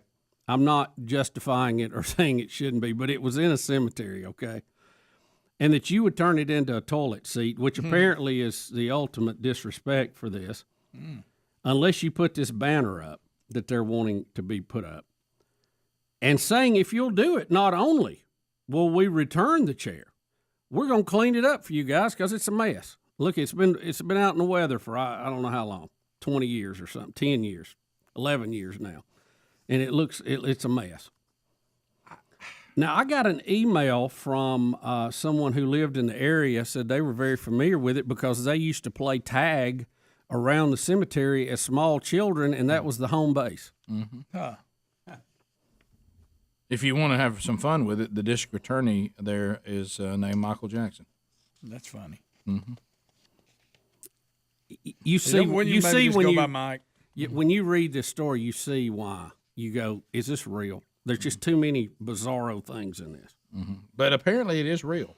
I'd like to ask the White Lies Matter organization, Helen White Lies, what is accomplished by any of this? Let's say they put the banner up. And for a couple of weeks, you've got the rulers of this country have always considered their property more important than our lives. So if I see that on the side of the UDC, don't I think the UDC, I guess what would they put the person ... the person who said it, I guess? And then, so you want that to be up and you want the UDC to act like they agree with that statement. Then they take it down and you bring back the chair, now cleaned, and they put it back at the cemetery. Now, Rick, holding the chair hostage. What changed in all that? Yeah. Now, Rick, how are we better? As far as the monument itself, the plaque on there read 2010. That's when they put the plaque down, obviously. There's a $5,000 reward for information on the disappearance of a chair. The district attorney reminds everybody it is a felony to do this kind of thing. And they said that the ladies of Selma presented the stone chair in memory of Jefferson Davis in 1893, over 20 years after he last visited the city, according to this story. Old chair. So what happens if you do exactly what they say, they give the chair back, then you're arrested for a felony? I mean, I'm just confused on the strategy here on what's going to be accomplished.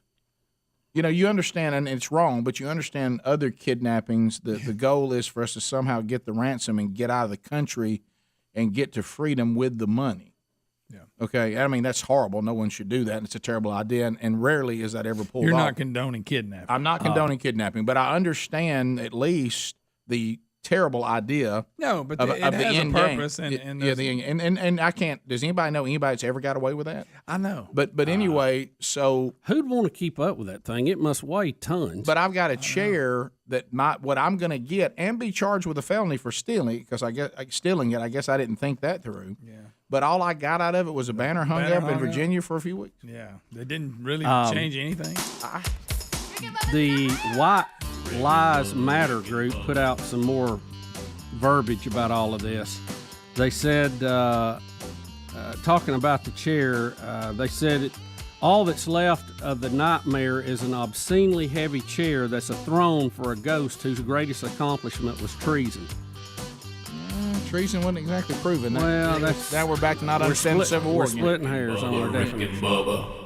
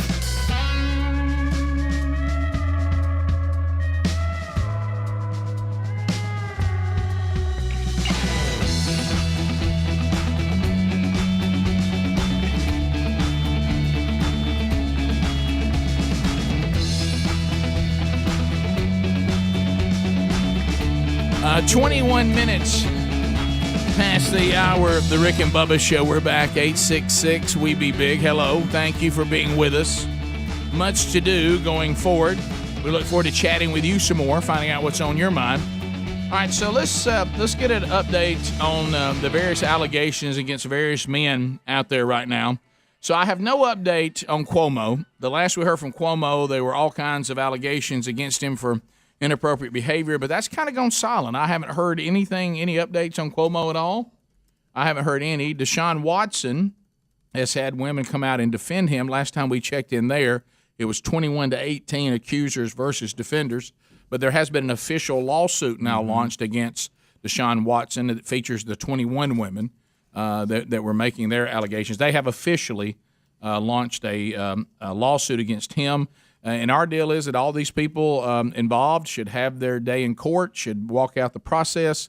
Everybody is innocent and proven guilty.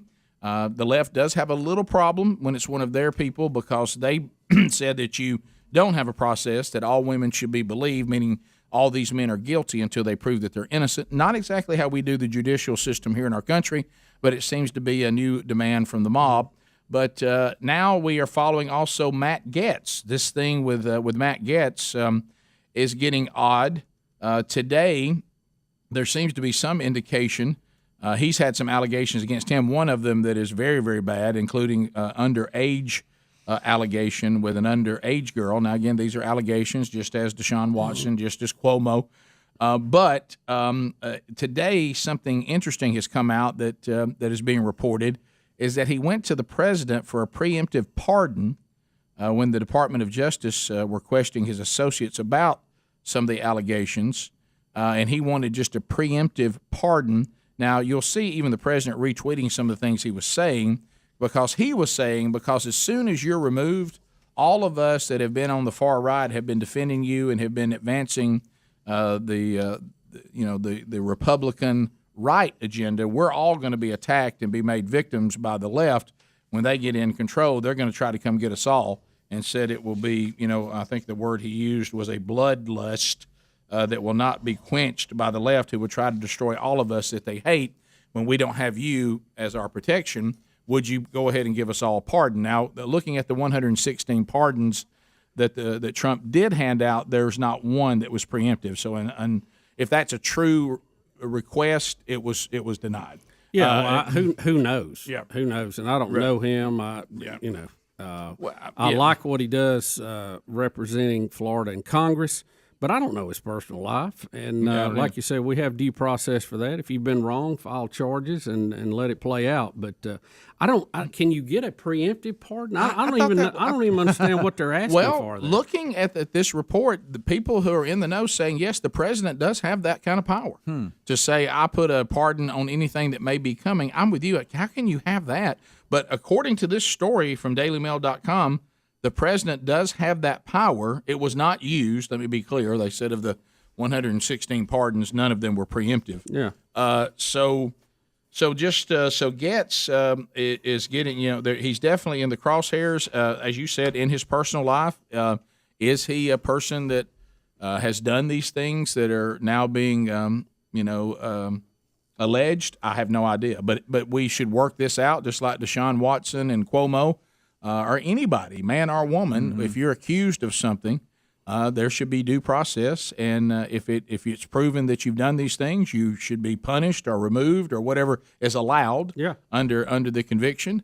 If you're proven to be innocent, then you should be able to go on back to your life. And there are cases that people have wronged other people or committed a crime, and you just can't prove it. You can't get enough evidence to get a conviction. Right. That's not necessarily saying they didn't do it. But, you have to have some kind of law. You have to have some kind of process. And that has been one of the reasons, I think, for the success of our country is our love for the law and that everybody's equal on the law and it's a due process kind of thing. But it has to work out. You can't emotionally, want somebody to be found guilty. You can't just politically. I mean, we've done a lot of that lately. But it ought to just be based on what the evidence says in a court and in front of a judge. Well, of course, Greg made it clear as he did all along, and I agree with him. It has nothing to do with Matt Gaetz as far as what kind of man he is. But I've always thought he looked odd. And Greg's always had an issue how his eyes set back and his forehead protrudes a little bit, just like a little bit of. There's always just been a little bit of an odd look from him. I've always thought he was an odd-looking guy, but now that doesn't.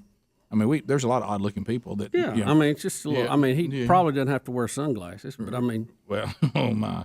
That's Bubba. That well, I mean, did you had an overhang. Did you like hang that? out with Greg yesterday? Did y'all spend extra time together or something? We did. We did eat pound cake together. Because that sounds like that came right out of Greg. Well, I'm just saying. Right, I kind of wish that I didn't have to wear them. No, me too. Boy, I really struggle with that sunglasses when it's sunny. Yeah. So anyway, the allegation against Gaetz are out there, and that we've got allegations including all kinds of things.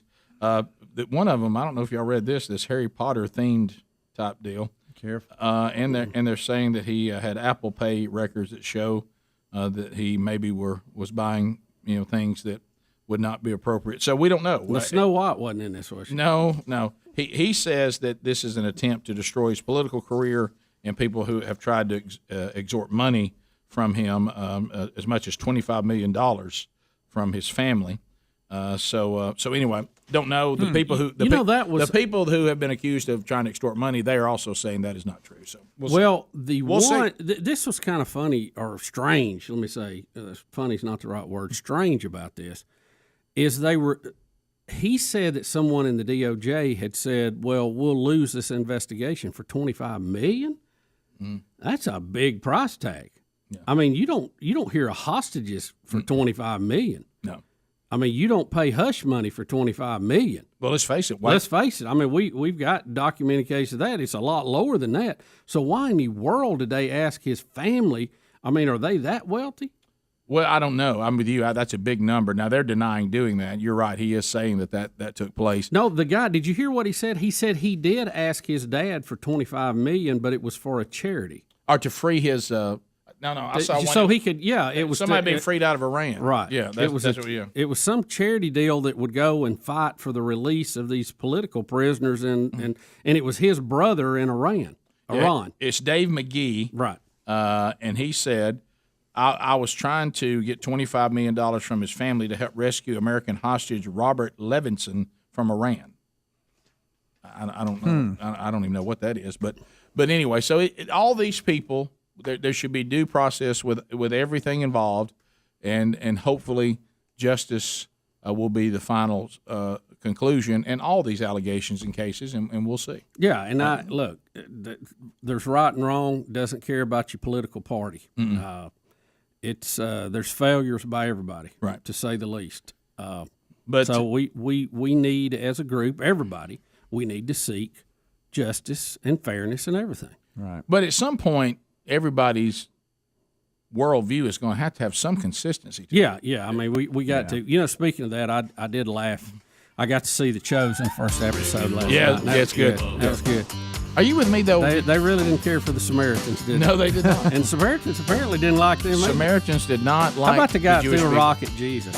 How do you think he felt when he hit the other side? Probably feels bad. Probably feels like Pastor Warnick in Georgia. Wow, my bad. Yeah, who just threw one at him back on Easter. Of course, nobody should say much about it. Of course. Rick and Bubba.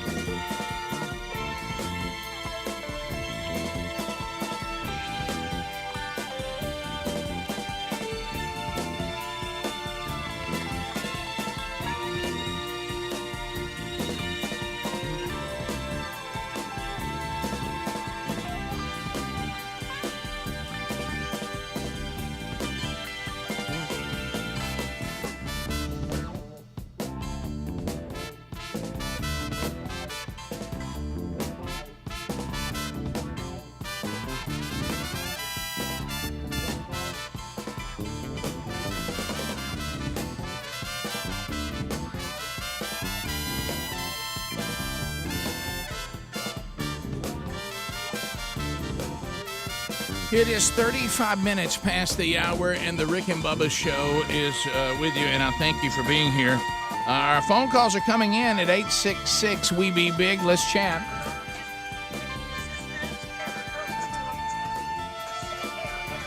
I do want to tell you about Relief Factor. As the phone calls are coming in, you got time to get in because there's lines available.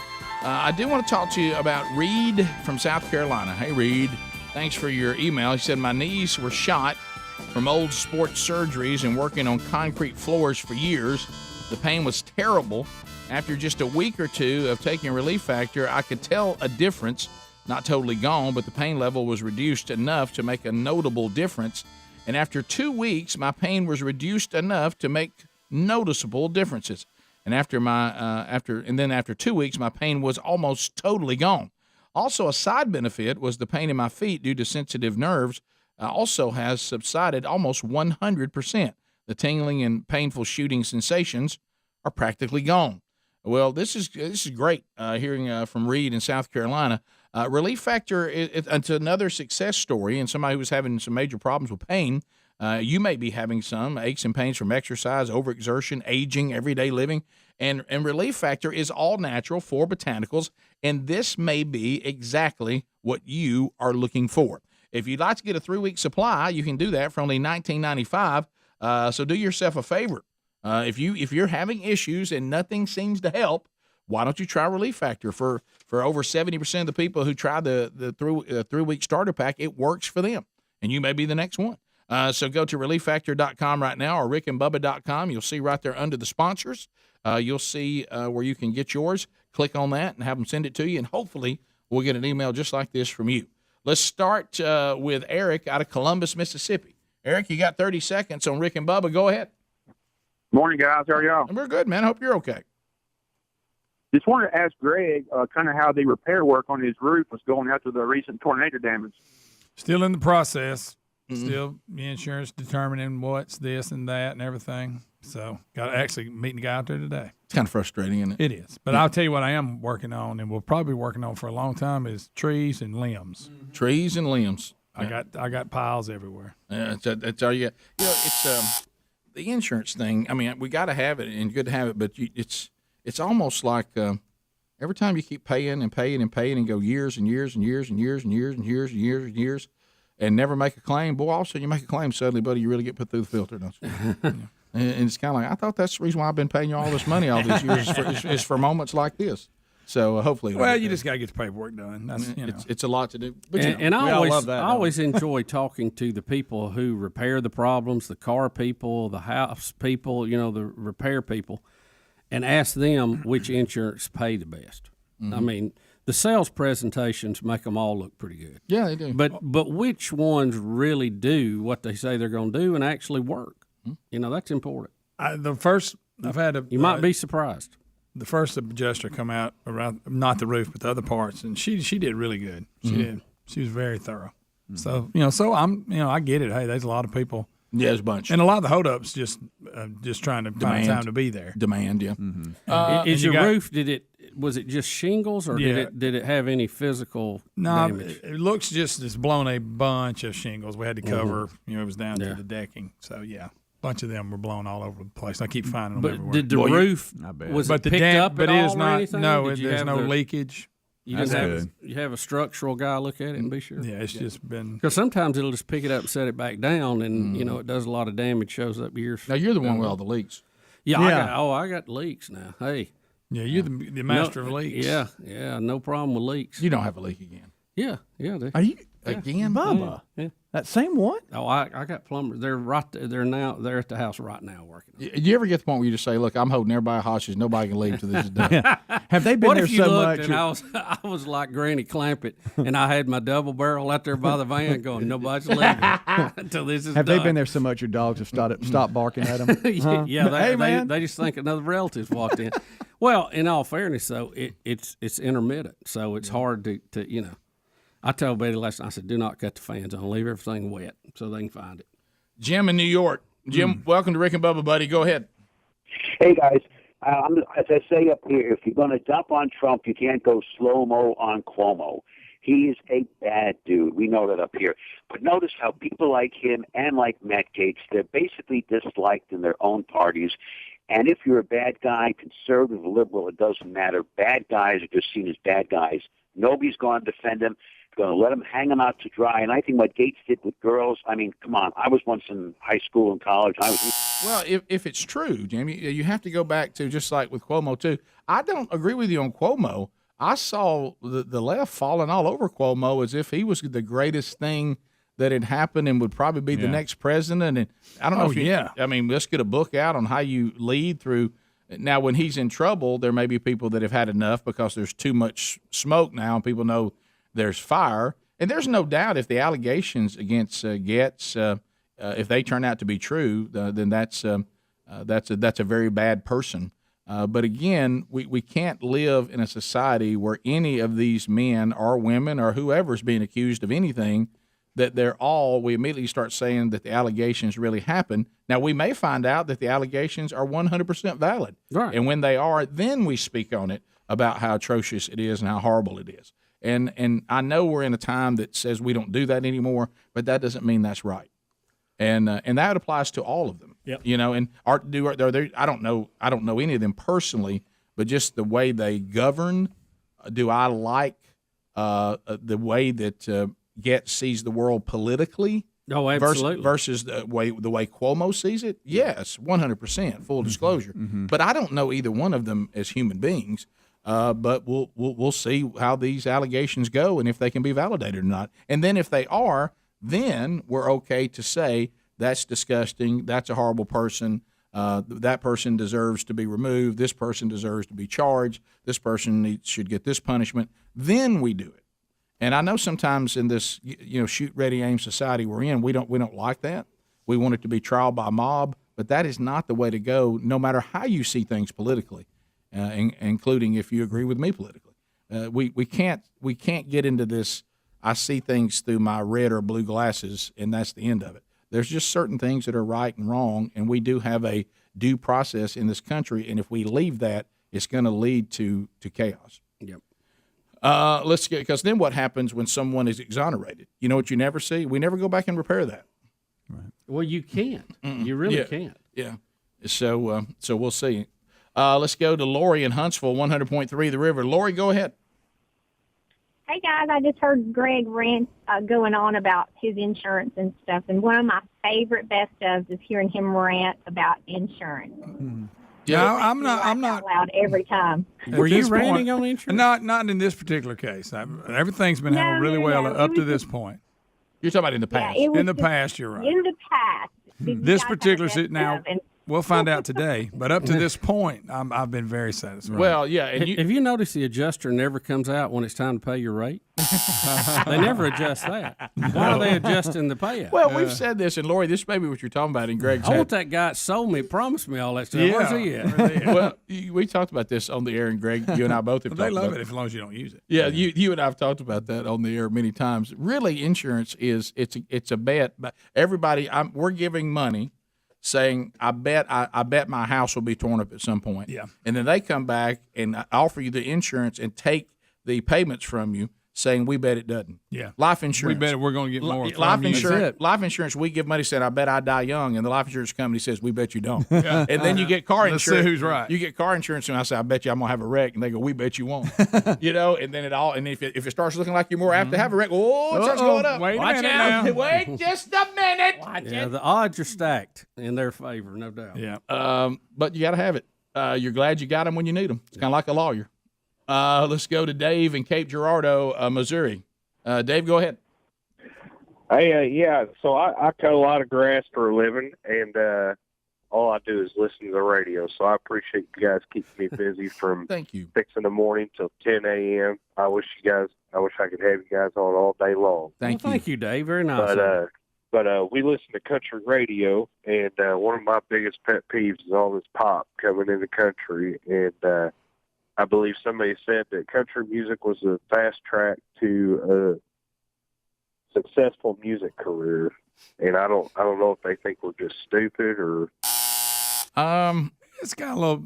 There's a section that's a little poppy.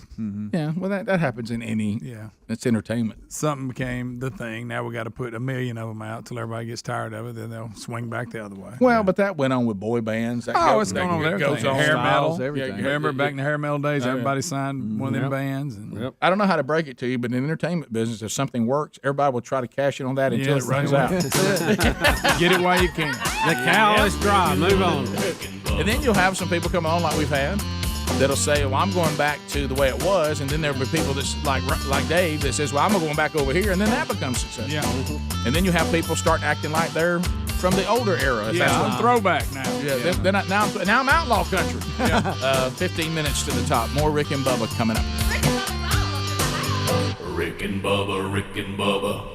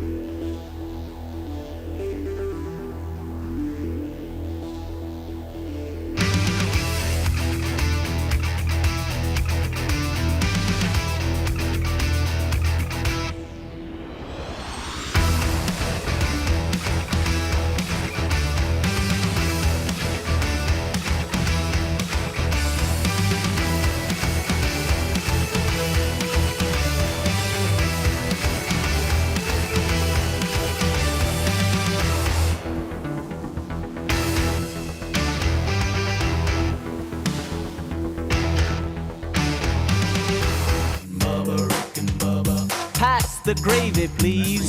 All right, we got 9 minutes to the top of the hour. The Rick and Bubba Show, 866-WE-BE-BIG is our number. We thank you for being with us today. We'll try to get to some more of your phone calls after we hit a few headlines we missed. Bubba, today, be careful with a story that says that the Mars rover has revealed a rainbow on Mars. Rick, we want to set the record straight here. NASA posted an image of Mars on April the 4th from the Perseverance rover, and it didn't imagine the picture would go viral like it did, but it did. Of course, nowadays it's got to. You talking about old Shoot, Ready, Aim Society? And the reason that it spread like a wildfire is because it looked like the rover had photographed a rainbow on Mars. And that would be big news. The photograph garnered so much attention that NASA felt like it needed to step in and straighten and clear the record for everybody. There it is. There is no rainbows on Mars because you have to have round water droplets in the air that have to be refracted to cause a rainbow.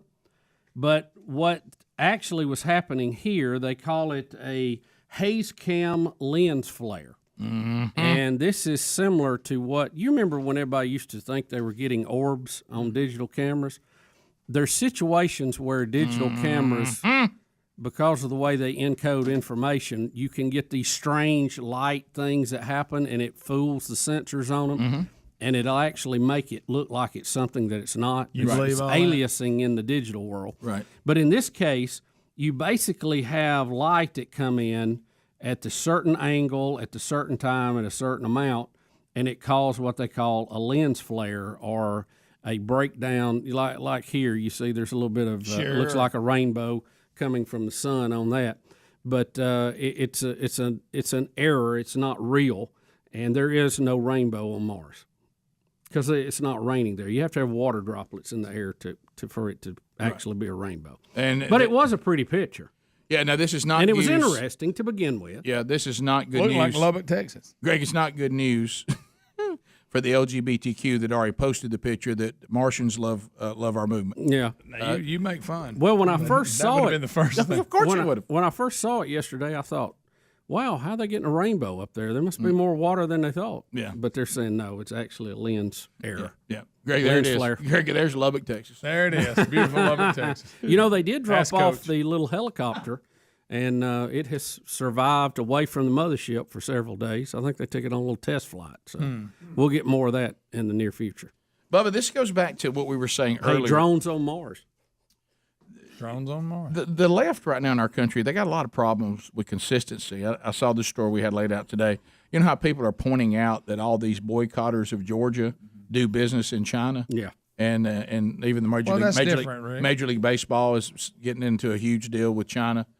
The Biden administration is considering joining a boycott of the 2022 Beijing Olympics. Listen to what I'm about to say next. Over China's human rights abuses. So even the president is saying he doesn't sure we should participate in any Olympics where the human rights abuses like China go on, but yet these people that are leaving Georgia are acting like they're not really. They're grandstanding about Georgia. Now, they still have not figured out how it ties to Jim Crow laws because that really can't be proven because, like Ben Carson's already said, you must not understand Jim Crow laws to make a statement like that, and you certainly, Omar, must not understand apartheid. And they've never explained to us why these voting laws are racist. They just say they are. But it's never been explained. But then these same people all do business with China, and we've given an example out of that. But then the president comes back and says, I don't know if we should do Olympics in China because of their human rights abuses. I can't follow this. I mean, this is. I mean, it's hard. Consistency is that what you're looking for? Well, good luck. There you go again. Rick. You know, there you go again. There you go, you dreamer. The last time we boycotted the Olympics, that was, I guess, in '80. Soviet. When the Soviets had invaded Afghanistan, and Jimmy Carter did that, and of course the athletes who had trained for 4 years, some of it their last chance to compete. It had nothing to do with them. It only penalized them. And again, I'm amazed at how people keep getting sports into politics, and they always punish the wrong people. Even if you totally disagree with China, do it in the proper channels. Don't do it in the Olympics. That's not the time to do it. Right. Don't punish these kids that have worked. A lot of them dedicated their whole life to whatever sport they're in, and they train every day, and take that away from them. That's not fair, and it ain't right, and you don't prove anything. Nothing. All that will happen is the next time you have it in the U.S., they're going to boycott you. Didn't the Russians do a get back? In 84. Yeah. And you see how quick you had that? And then he was mad about it. Yeah, well, I am, because it was you want the foolish. best there. The whole idea behind the Olympics is we're going to have sports and competition and take it away from the politics of government and all that. I understand we don't agree with the Chinese. No, we don't like communists, but go out there, beat them on the field of athletic competition, and let it go. And then you can debate that in the UN and your trade agreements and all that kind of stuff. I say leave it out of sports. I'm against the boycotts of Olympics by anybody. Yeah, Jacob in Huntsville, 100.3 The River. Jacob, go ahead. Yeah, I was calling about the vaccine, the reactions to the vaccines. Yep. That y'all were talking about earlier. Yep. Well, when I was 19, I got the flu vaccine and came down with what's called a Guillain-Barré syndrome. It's an autoimmune disorder. I was paralyzed from the neck down for 3 weeks. Yeah, we actually had a friend of ours, same thing happened to him with the flu shot, and unfortunately he passed away from it. So, yeah, there's been side effects involving flu shot, huh? vaccines and shots. I mean, there is no foolproof, we can guarantee you nothing's ever going to happen to you in this world. What we try to do is say things rarely happen. Yeah. But, yeah, there's going to be all – and that has taken place with others who've taken the flu shot. And as I said, we know a man personally that unfortunately that exact same thing happened to him, and he did not survive it. So, yeah, I mean – so to say that there's never going to be any side effects involving any kind of medical treatment is just there is no perfect situation. No. But you say that it rarely ever happens. And then you weigh the rarity of the side effects with the severity of what you're trying not to catch. Right. That's the real world that we live in. And neither answer is perfect. No. There's not I'll just stay here and not do anything. That's got its risk too. So. Yeah, I mean, you go. I think I would rather risk the rare possibility of some kind of severe side effect from a vaccine versus the odds of me getting COVID or a variant of COVID and it killing me. I mean, that's kind of how it works. Yeah. And whatever health situation you're in or age you are, you probably weigh that differently. Yeah. And that's kind of the way it's never not going to be that way. Mm-hmm. But you can't say never, but you can say rare. Yeah. And then you like we were talking about the other day, and I know this is not popular, and it's terrible. And what's happened with COVID has been awful, horrible. Yep. But worldwide, we're at 3 million cases. Population worldwide is 7.8 billion. I mean, it's awful if you're one of those people and it affected your family.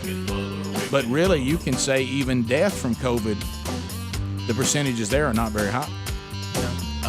But you might say, yeah, but if I have the vaccine, that takes my odds of death from COVID down even further, and the odds of side effect on vaccine are not very much at all. Yeah. You know, that's kind of the way you weigh all this out. Top of the hour. Rick and Bubba, Rick and Bubba. Hey, thank you for watching Rick and Bubba live on our YouTube channel. We're here live every Monday through Friday. Be sure to subscribe and hit the little bell for notifications. Rick and Bubba, Rick and Bubba.